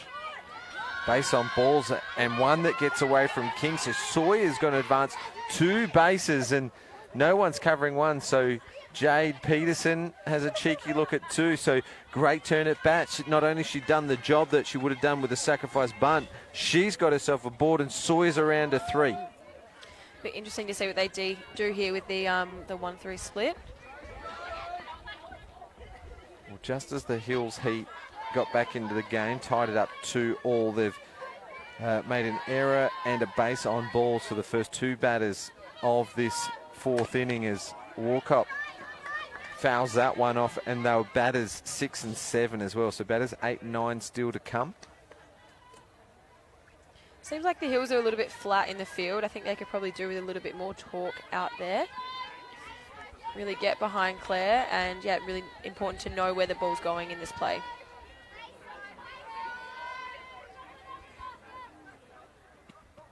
Oh, Shot nice from piece. Walcott up the middle is going to score 1. Peterson safely to 2. And batters 6, 7, 8 have got the job done. Glenelg take the lead again. Yeah, great shot there by Sophie. The pivots were actually playing quite deep on that, so I was wondering whether they were sitting back for a hard hit and going to go the 2-1 play, got a double play up the middle. But Sophie's come up with a nice, timely single there, so really good. Timeout called from the Hills Heat just to have a bit of a chat, just to get some composure, because they were right in it at 2-2 at the start of this inning, and 3 batters in a row have reached base. One has already scored, and this is Tate Nicholson now. Young Tate Nicholson is joint leader of the batting averages for Glenelg Rebels this year with 333. Played 14 games before she had to break because of an injury. Sustained in a warm-up as well just a couple of weeks ago. I think that was against us. Was it? Was that you? I think it was. Yeah, they had a lot of changes that game on the Wednesday Yeah, night. last-minute changes, yeah. They've got a few injuries going, unfortunately, for them, Glenelg. High pitch that she chases upstairs. Yeah, I think that on Wednesday they were missing 5 of their regular starters through injury, and Yo Grauer, who was unavailable due to the distance that she travels. Yeah, just a bit of bad timing and bad luck there for Glenelg of those injuries.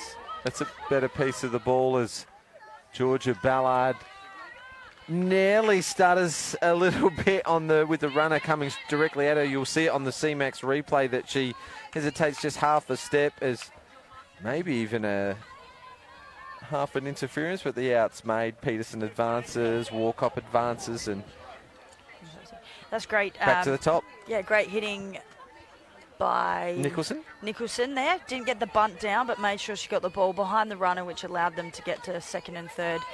Just to bring up Sydney, who's going left-handed this at-bat, maybe swinging away. Who knows? Like it. Nicholson's little hit to the right side is almost as good as a sacrifice bunt, advancing both those runners. Definitely.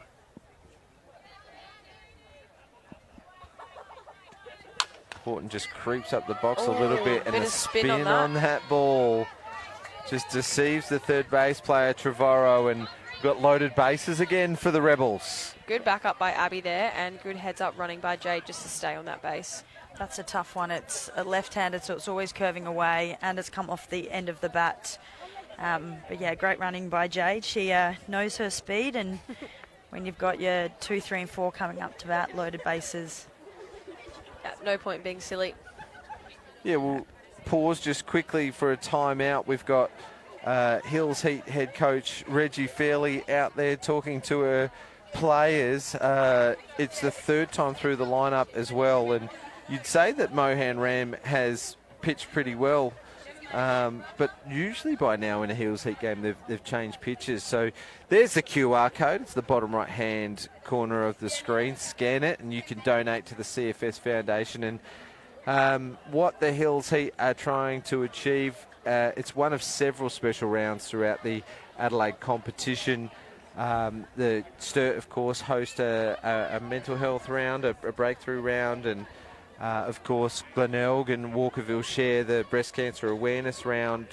West Torrens have the Pride round coming up in early March. We just saw Port Adelaide's Indigenous round. So apologies if I've missed anyone, but some terrific efforts by the softball community supporting great causes, and this is just another one of those that really tugs on the heartstrings, and any support that you can give is very much well received, and we're grateful for. I think you've got them all there, James. Very well done. So you've done this before. Sometimes I forget, but no, it's a very busy time of year.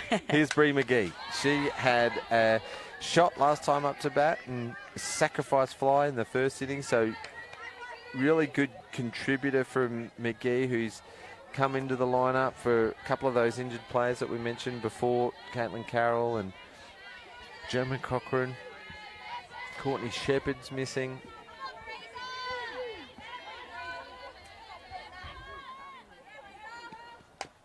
Low and does well to foul it off.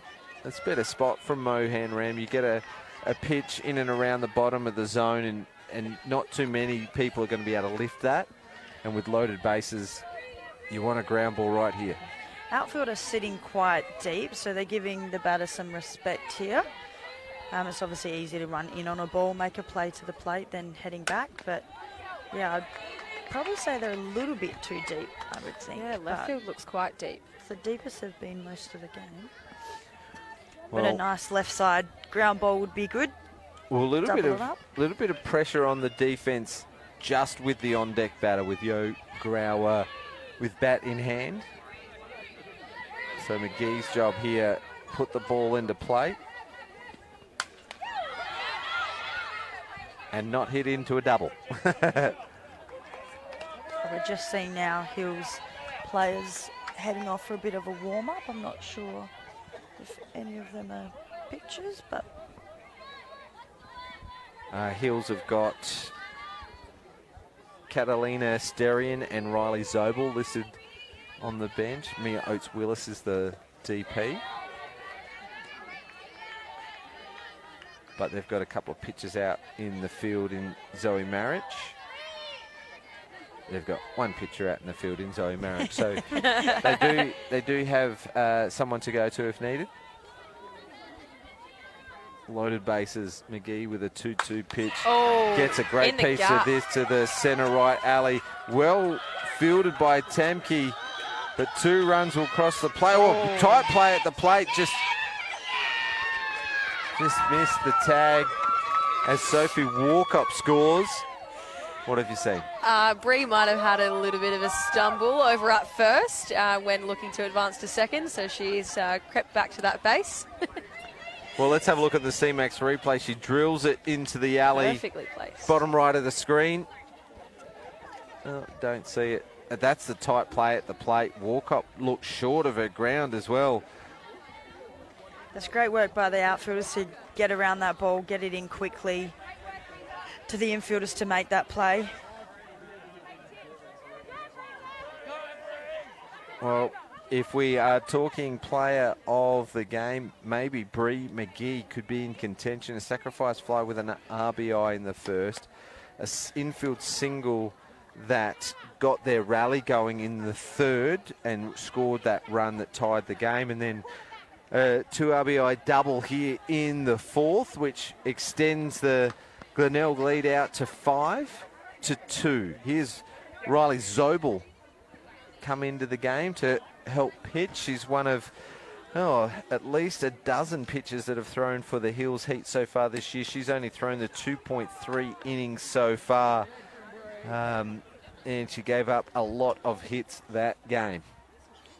That potentially against you as well, was it? I think she did pitch against us. Yeah, Must she have came been in late. Yeah. Baptism of fire for the first-year player to come up, the likes of Cameron and mentioned before Riley Moore and the 2 to my left. Well, we had them in B grade and then we had them for a double header just the other weekend. So, yeah, we saw a fair few of their pitches over those 3 games. And the young pitcher only has to throw to Yo Grauer. I'd be walking her.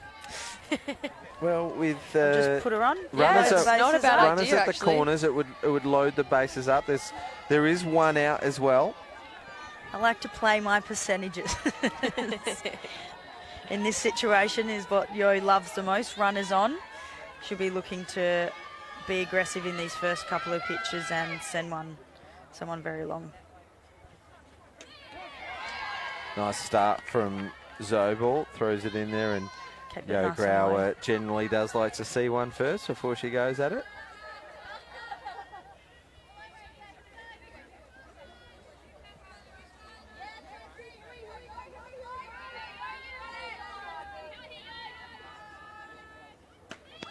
That one's pretty close, but keeping it low, more importantly.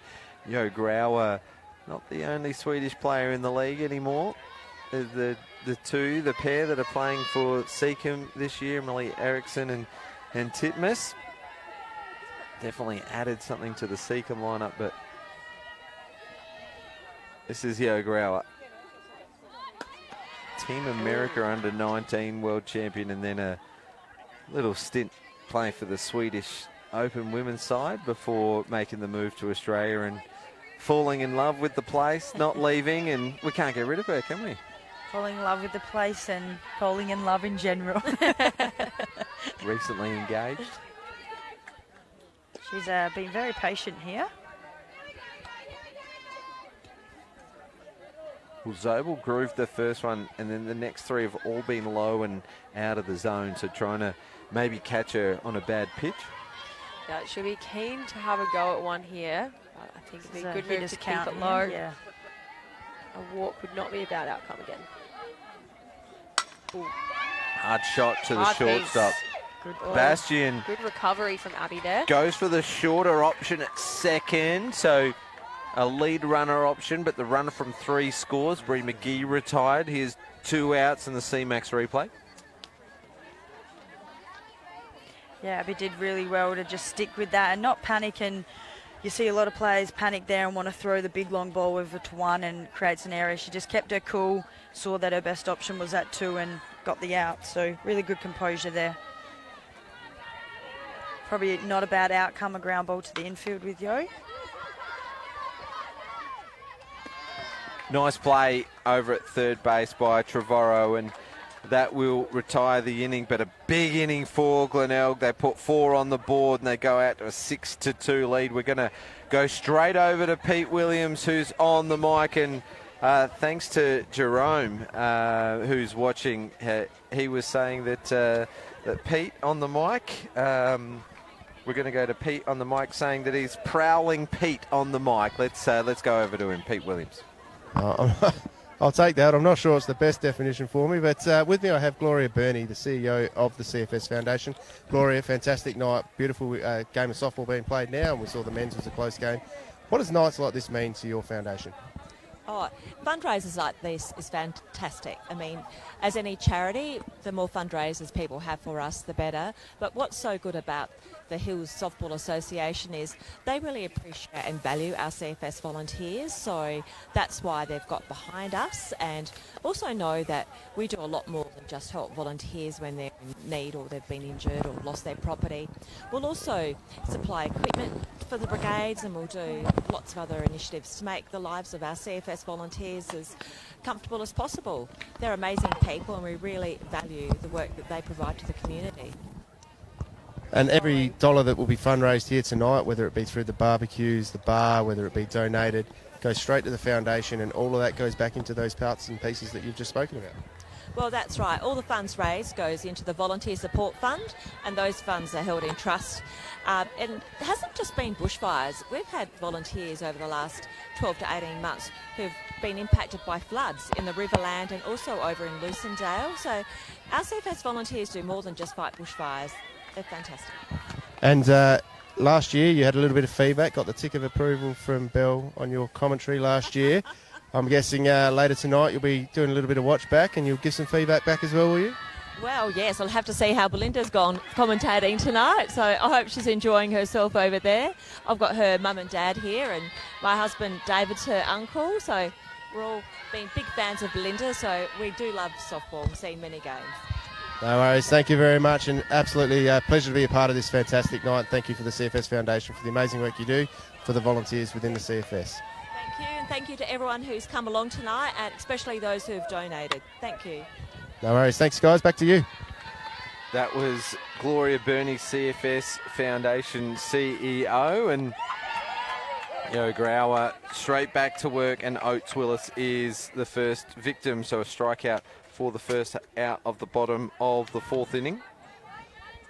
Nice message, nice touch from CFS Foundation CEO Gloria Burney.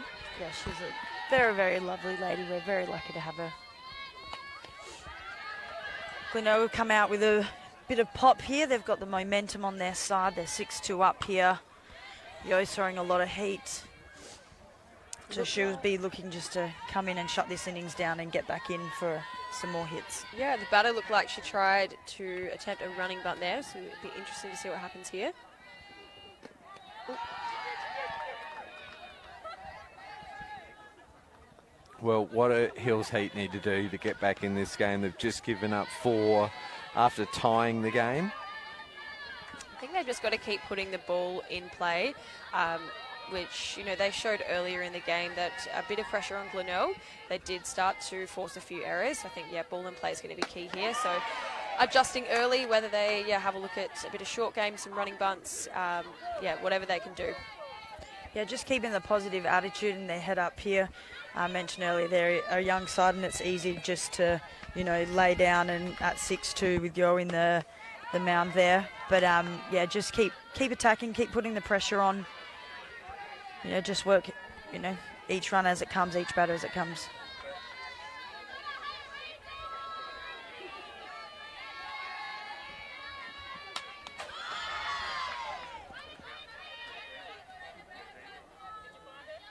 Nice attacking swing there. It's good that she's still wanting to swing hard at pitches. Got full count on the batter.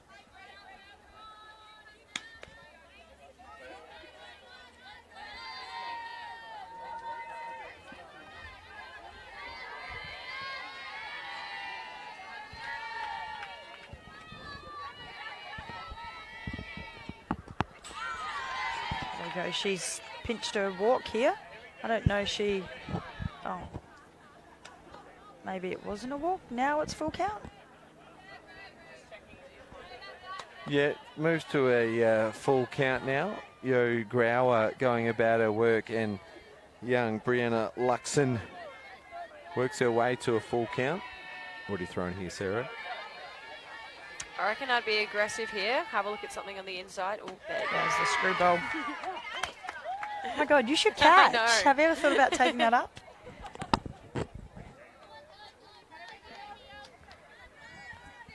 Well, the three of us being catchers, I don't think we've had a smarter broadcast team before. So thanks to everyone who does donate their time and volunteers to be commentators on the live stream. Not sure Lana will be happy about that one. Or Eric. We've got a fourth catcher next to us in Lindy Radigan doing the scorekeeping. How long ago was that, Lindy? I'm not sure you're allowed to ask that question.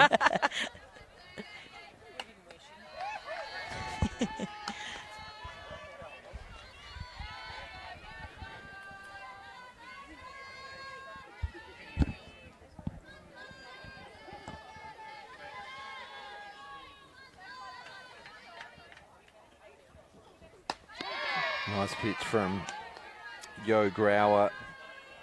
About 2-0 has been popped up a few times. 2 balls, no strikes. A really good hitting count. The pitcher's not looking to get behind 3-0. So for batters out there on 2-0 and a pitch like Yo, or a pitcher like Yo or Jay that's going to throw it in there, really want to be really looking to hit that pitch if it's there. Really attack that. That's your hitter's count right there. Great insight, because when you see the dominant pitchers come into this league, you often wonder, what pitch they're going to throw, rather than more maybe think about it from a hitter's perspective and what to go after, what counts to go after, and whether or not you're looking for a specific pitch that she might throw. High for a ball, so good watching there from Marriage. Yeah, I definitely think it's sometimes hard as catchers to go into the box with a bit of a clearer mind. You sort of sometimes get caught up in, well, I know I do, get caught up in calling the game, going, oh, if I was the pitcher, I'd throw this, and looking for that pitch rather than just seeing the ball and hitting it. Low for a ball, great at that from Zoe Marriage to get aboard for her second time tonight. And thanks to Gloria Burney, who joined us before, and she just wanted to say that they've had plenty of very generous donations made throughout the night. There's a reminder to the community, there's plenty more time tonight and over the weekend to donate. First pitch swinging from Bastion and grounds out to Jade Peterson for the third out. So keep your eye out for the QR code. Check the Facebook page for the link, and every donation, no matter the size, is appreciated. Here's the C-Max replay. Bastion's first pitch swinging. The ball off the end of the bat was going to stay on the line, rail the line, whatever. Not quite as good as your one in the Gilly Shield final, Belinda, that started about 3 metres foul that rolled in. I think my back's still recovering from that swing. I saw it like a beach. A run scored on that infield hit, by the way, to the catcher. I know the run scored. Line. I could tell you every moment of that game. I've watched it enough. Hey, whatever works, works. Ugly is effective sometimes. It was a huge night for South Australian softball, and I definitely won't forget it anytime soon. There you go. Scan to donate now. There's the QR code. Get behind the CFS Foundation. It's been a huge night tonight. We're about 8 minutes away from the end of the game, which means that this will be the last inning. Glenelg will look to extend their lead. Hills Heat will be looking to get out of this inning quite cheaply because If they give up too many more, they might be out of reach. Still be chasing 4 if they can get out with a quick inning here. Sophie Kinnear to lead things off.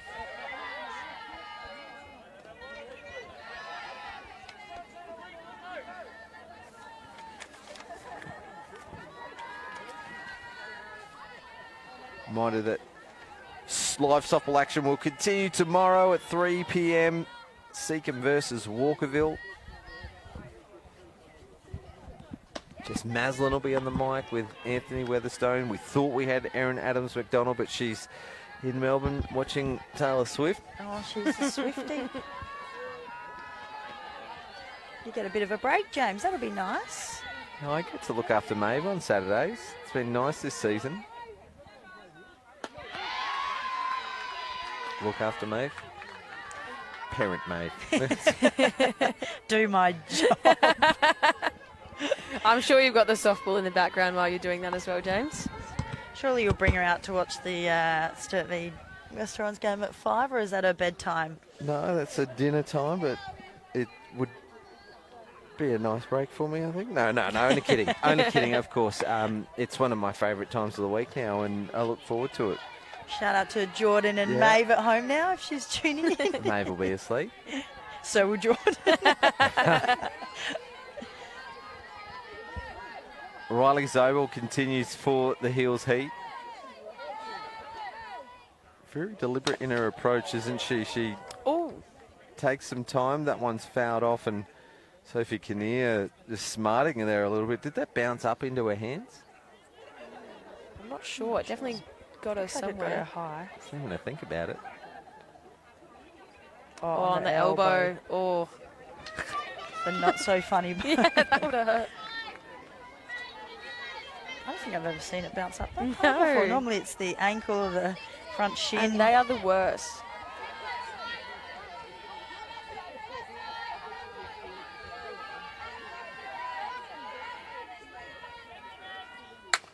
Ground ball, hard hit shot to Trevorrow. Bastion thinks she's got a chance, but overthrows it. Kinnear will get back to first. So runner aboard for Glenelg.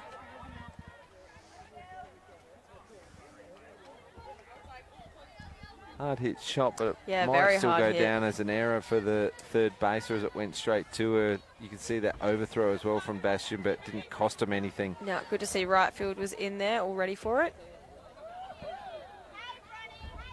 Error to third is the official. Here's Bron Sawyer. She came up with a ripping hit in her first turn at bat, but only to get denied by Brianna Luxon at right field. She's a bit deeper, though, this time round. And then reached in her second at bat from a funny one, really. Just got out of reach of the first base player. Started the big inning where they scored 4. I think Hills will be looking to get a ground ball here, maybe hopefully roll the double play. A couple of quick outs to get them out of this so they can get in for their last hit.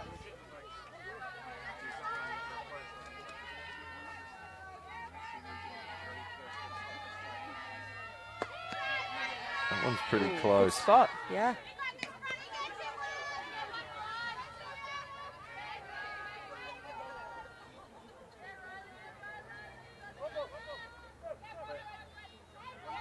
Have you played on this field before, Sarah? I don't think so. It's a very big diamond, though. Yeah, the fences are about 20 feet back, further back, so it's 250-foot fences. The grass field as well, just the ball holds up a little bit compared to the skin field. But you guys would have played on the grass fields before they were turned to skin at West Beach? Yes, we did. Back in my day, we did. Back in my day.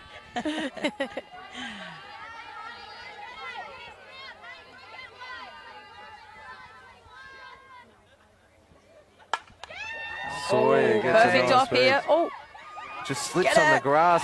Yes. But Ballard's there. Ooh, bad the ball luck. just spills out of the glove of Williams, and a nice heads-up play there from Bastion as she slipped. Flips it over to Ballard at 2. Let's have a look at the C-Max replay. That was a perfect double play that you called there, Sarah. Exactly where we wanted it.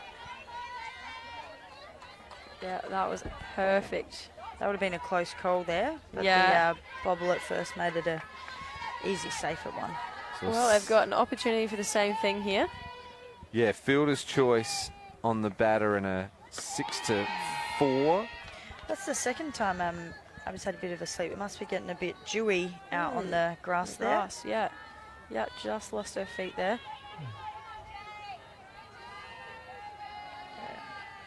Very tight at first. Here's Jade Peterson. Just had a single and a walk. Pitched pretty well and, you know, gave up 2 runs there in the third before she was replaced by Yo Grauer. But been an important player still with a couple of handy at-bats. Yeah, she's definitely come into her own with the bat this season. I mean, she's hit a pretty solid piece off us for a stand-up double. And I reckon the second game that she played us. But I've just noticed that, she's definitely getting more bat on ball and, having a really good season. Yeah, 314 on base average. Not bad, and her batting average gets better with runners in scoring position. There you go. Good under pressure.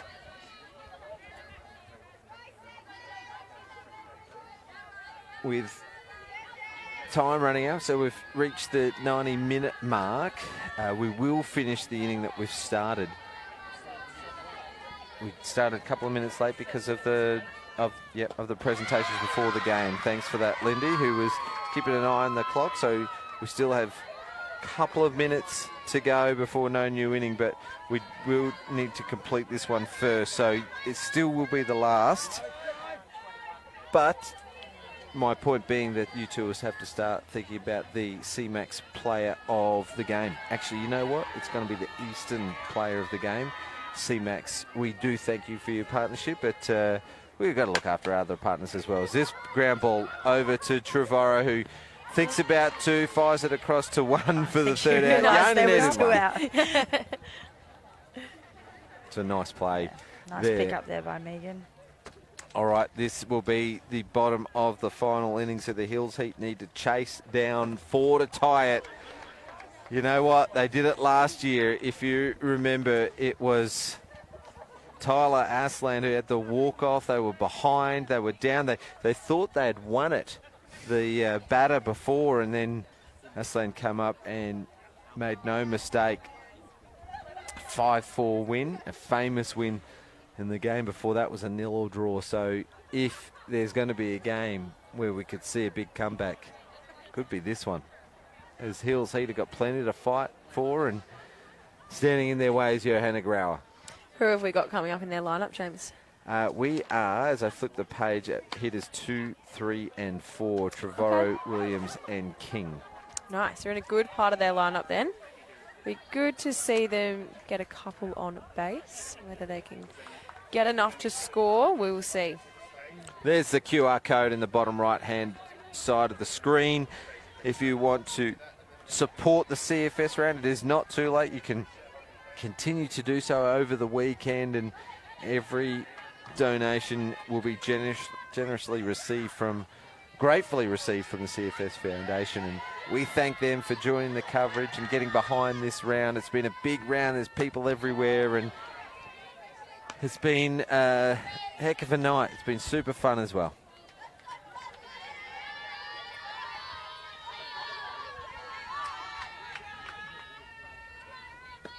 Kira Trevorrow up to bat for the Hills Heat.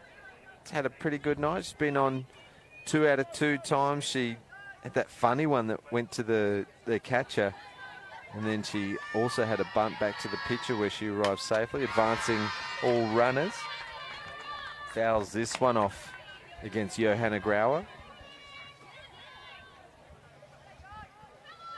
Grauer came in the third, has 3 strikeouts to her name. Oh, a nice piece. Trevorrow just drills Yo Grauer into the alley, turns 1 and will stand up at second. It's a nice piece. Hills Heater on base. Yeah, great shot on the gap. Here's the C-Max replay. Yeah, great shot. She just stayed there on the outside, didn't try to do anything too special with it, used the pace of Yo's pitch, hit the gap there and had a easy stand-up double there. That's what you want with that first batter. Now the momentum shifts and we'll see if Glenelg can just keep their cool and just go at this next batter. I think that was a really good outfielding by Bree as well. She chased that one hard to knock that down before that got to the fence. With this bigger diamond as well, that could have easily been a triple or even a home run.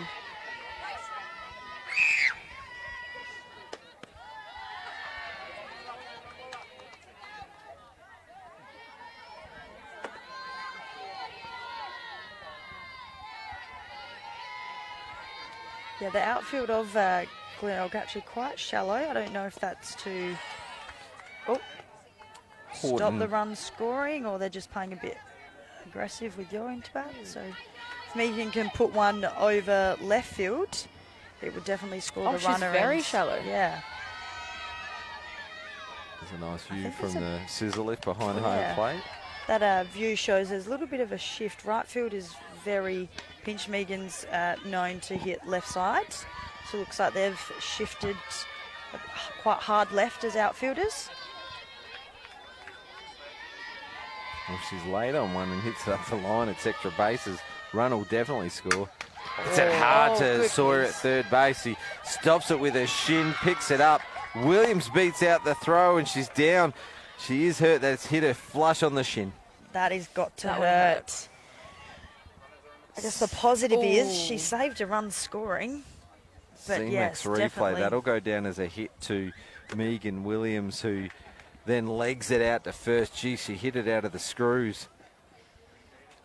Sawyer, the presence of mind to check the runner before she fired it across to first, but nice take from Jade there as well in the dirt.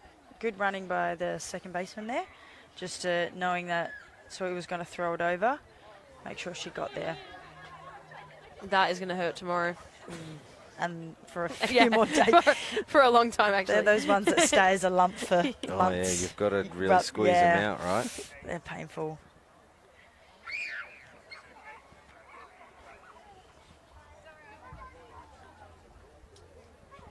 Post-game, we still have a couple of presentations, and Brett Lachlan and Andrew Lawson from the CFS Foundation will be helping with those presentations. So stick around after the game.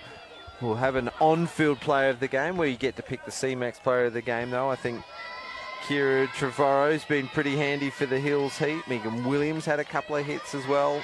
Flip the page. Bree McGee's been important for She has. She's had a really good game. Horton tries to throw out the runner, Megan Williams, who takes off for two with Setterfield covering. Trevorrow scores from three. That is very well run by Megan. She knew her job was to draw the throw. They were only going to go at her because the runner scoring didn't mean anything to Glenelg. So I think Glenelg probably could have attacked that runner a little bit harder. It was a great throw from Horton. Yeah, that was a rocket. Yeah, I think just a little bit of a hesitation there to check that runner home. Just missed her at two there. Well, they could afford to give up a run to make an out, but Hills Heat was safe all round, so well run from the Heat. They're still in this game. Runner on two with none out. Georgia King up to bat. Not sure I've seen that many trap plays in one game, I know. let alone all season.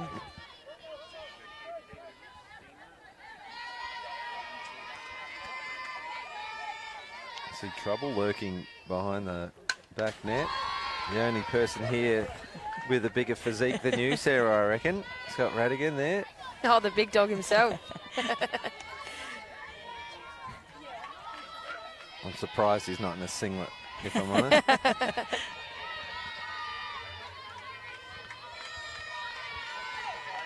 Yo's got herself into a good count here with Georgia. Be looking for her to chase a pitch here. Nice off-pace drop there by Yo.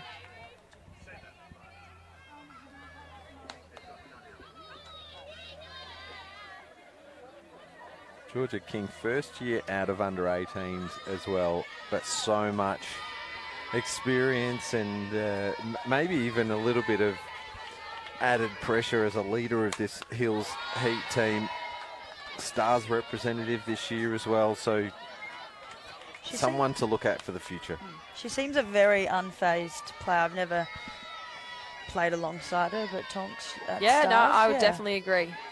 Yeah, and yeah, she was very receptive at Stars as well. Whenever, you know, she was asked to do something, she'd just say, yep, and, you know, go ahead and do it. And she, yeah, always nailed it, which was all really good to see. Nice change of pace from Grau. It always That was a happens. nice pitch. Yeah, I know. I talked her up. Sorry, Georgia. And Yo Grauer with a change up that just buckles Georgia King. There's the C-Max replay and a strikeout for the first out of this fifth and final inning. Here's Georgia Ballard. Low for a ball. Horton thinks about pulling the trigger again. Tate Nicholson covering at 2.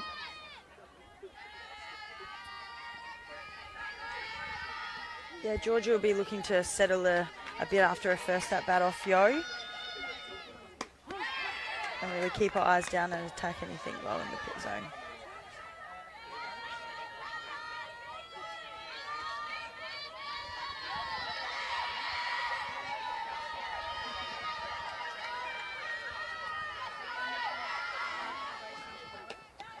Low again, so Grauer with a plan for Ballard. She stayed low and Ballard's done well to stay ahead of the count. 2-1, runners at second. Hills Heat still need more base runners in this final inning. Good eyes again. This is another great hitters count here. Yo wouldn't be wanting to walk any batters this sort of late in the game. Should be wanting to attack. So again, another attacking mentality by the hitters here. Be looking to swing. Nice, that's a good pitch. There to be hit, but Grauer good enough to get it to the outside edge, and Ballard with another life.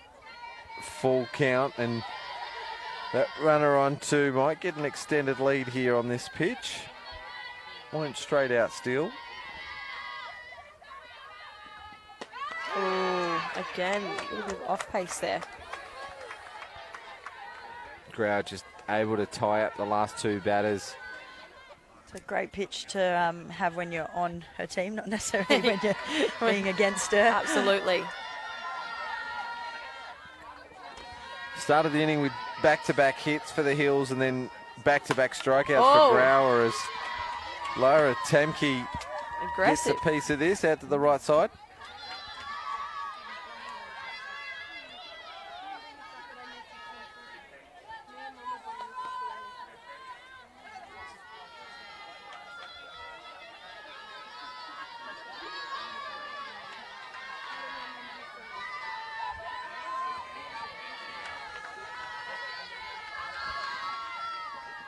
High for a ball, and nice take. Temke keeps the hands back. It's nice to see the Hills are really up and about here as well. Like, they haven't really dropped, and they're getting right behind their batter so late in the game as well. Nice drive opposite field. Williams will cross the plate. Temke's going to try and take on the throw. Gets under the tag. The ball gets loose. And she looks hurt. So some concern being shown from both teams. Obstruction was the call. She is safe. 2 coaches going over to see if she's okay. She did get hit earlier with that play at first base by Yo in the back. So here's the C-Max replay as the place goes dead silent. As everyone shows some concern. She's hit pretty hard. Kinnear at short.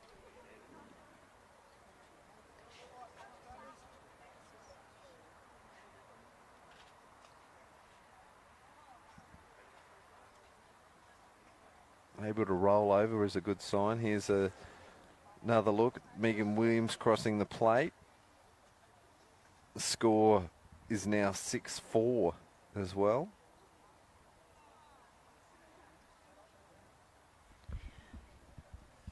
It was a great hit by Lara there, but on the right side behind the runner to allow them to score, and hopefully she's okay.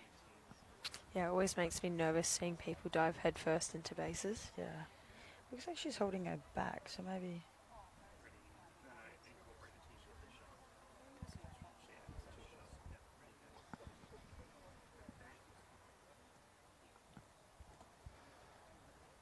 Well, we're a little quiet. We're a bit stunned. We're not sure what to do, so we'll change our attention back to the CFS Foundation. Here's another look. Just a slight fumble at right field, and then the late throw home allows Temke to take off for 2. Horton's got a strong arm, and here's another look as Temke will get awarded second. CFS round, so thank you everyone for your support throughout the night. There's Lara Temke getting up on her feet, and yeah, no appreciation from the crowd for the young player who gets up, but see everyone's still very concerned. CFS Foundation, thank you so much to everyone who supported us throughout the night, throughout the weekend. There's the QR code if you want to donate and support the CFS Foundation. And, you know, on the day, 41 years ago to the day, Ash Wednesday fires, it has been turned into Bushfire Awareness Day as well. So a great ceremony in the city today to recognise those firefighters and emergency services workers that have given their life while servicing the community. A little bit of appreciation from the crowd there, and a smile from Temke.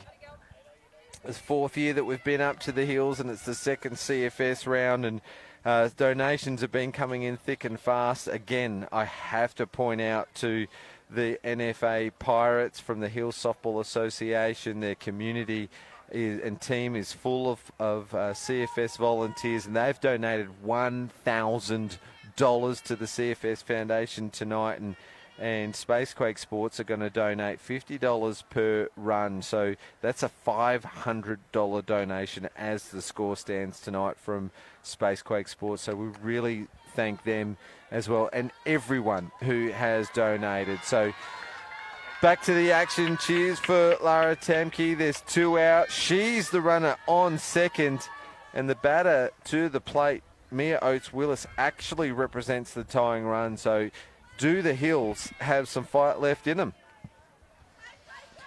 Yeah, it's great to see they have that never say die attitude, coming back, score 2 runs in the last.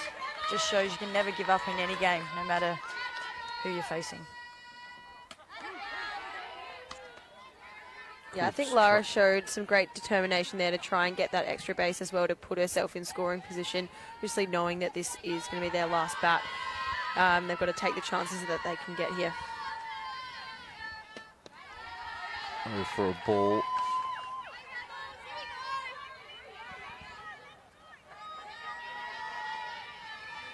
Great encouragement coming from Coach Fairley to keep this ball rolling for the Hills Heat. I think she knew that was there. That was a nice one to hit. And timeout called with 2 strikes. So Coach Fairley just having a word to Oates-Willis. With Temke on second, what would she be saying? I think she would just be trying to calm her down in this situation and just encourage her to, you know, keep her eyes down and, you know, go after a good pitch here. Yeah, maybe not let the moment get too big on her. Yeah.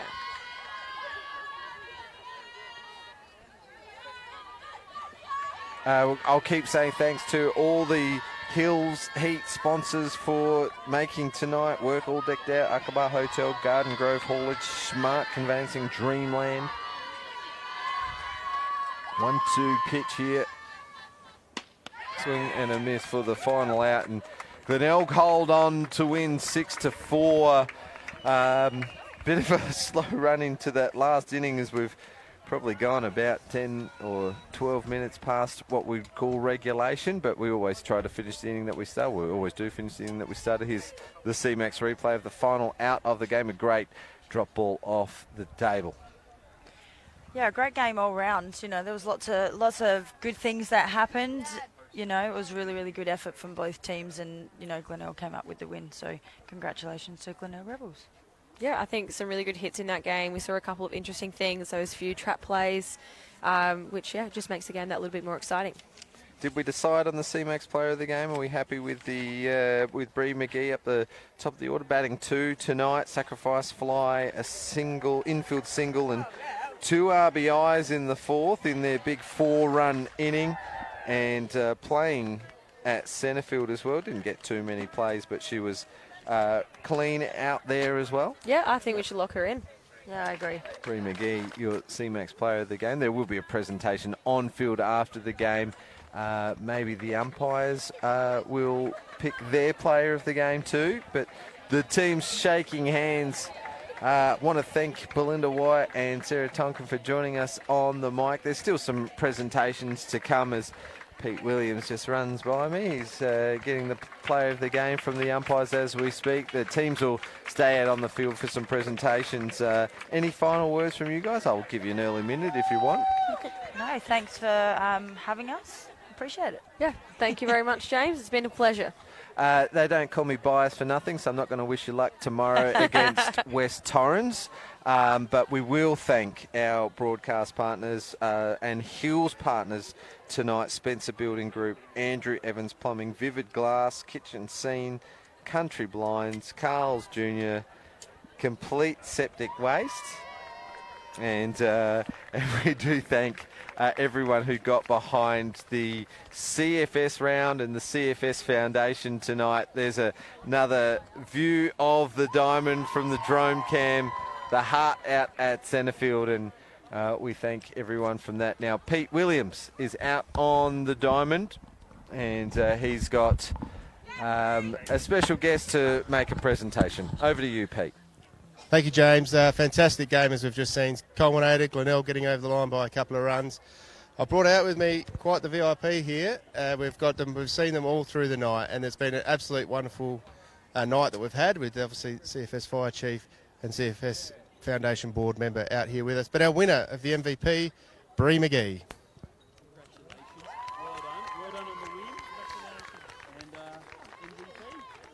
Well done, well played. Well done, team. Good work. Bree, congratulations. Fantastic game. It was a close game. They came back. Was he a little bit itchy at the end there? Yeah, certainly. I feel like every time we come up here to the hills, they always fight back. You know, that's what we expect when we come up here. It's always a great game. And it's a great game to be involved in. Obviously, the foundation round, really good purpose behind it. And you come up here every year, you deck yourselves out in colours. But these guys, they just seem to find another leg to heat every year. Yeah, they do. They really do. That's what they're known for. Well, you've got over the line tonight. You've obviously got finals on the way home. You've got a few injuries that'll be coming back. The rest of the season's not many more games for you, but then when that finals comes, are you going to have many of those injured players back, do you reckon? Oh, it's touch and go, honestly, if I'm going to be honest. But, you know, fingers crossed that everybody comes back. Well, if not, we'll see if we can find a Hills Heat leg that they bring up to here for you guys for the finals. But otherwise, congratulations on a wonderful win and a wonderful night. And thank you to everyone. Thank you to the VIPs that have attended tonight. It's been a fantastic night, and we appreciate all the work that the Hills Softball Association has done putting it on. Back to you, James, to wrap it up. Thanks a lot, Pete, and congratulations to Bree McGee, the player of the game. Well done to both teams in a great game of softball, 6-4 winners. The Glenelg Rebels as they march on into finals. What a great aerial view of Anambo Park from the drone cam. So our team at Spacequake Sports, thanks for coming up to the hills and supporting this round yet again. Another $500 donation to the CFS Foundation from Spacequake Sports tonight. And we have a bit of a special presentation. It's a CFS YouTube clip of a CFS Foundation song. Thanks for joining us, and we'll see you tomorrow at 3 o'clock for round 16 action of the C-Max Premier League.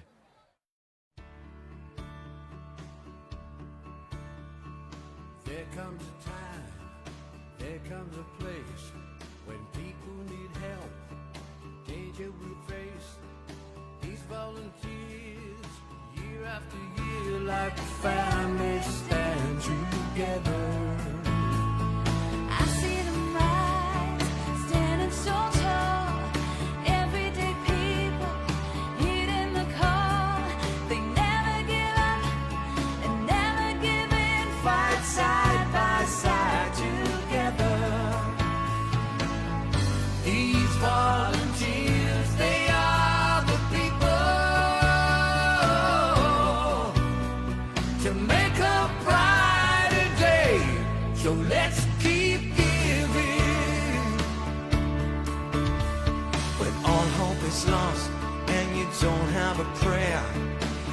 count the cost, they'll always be there.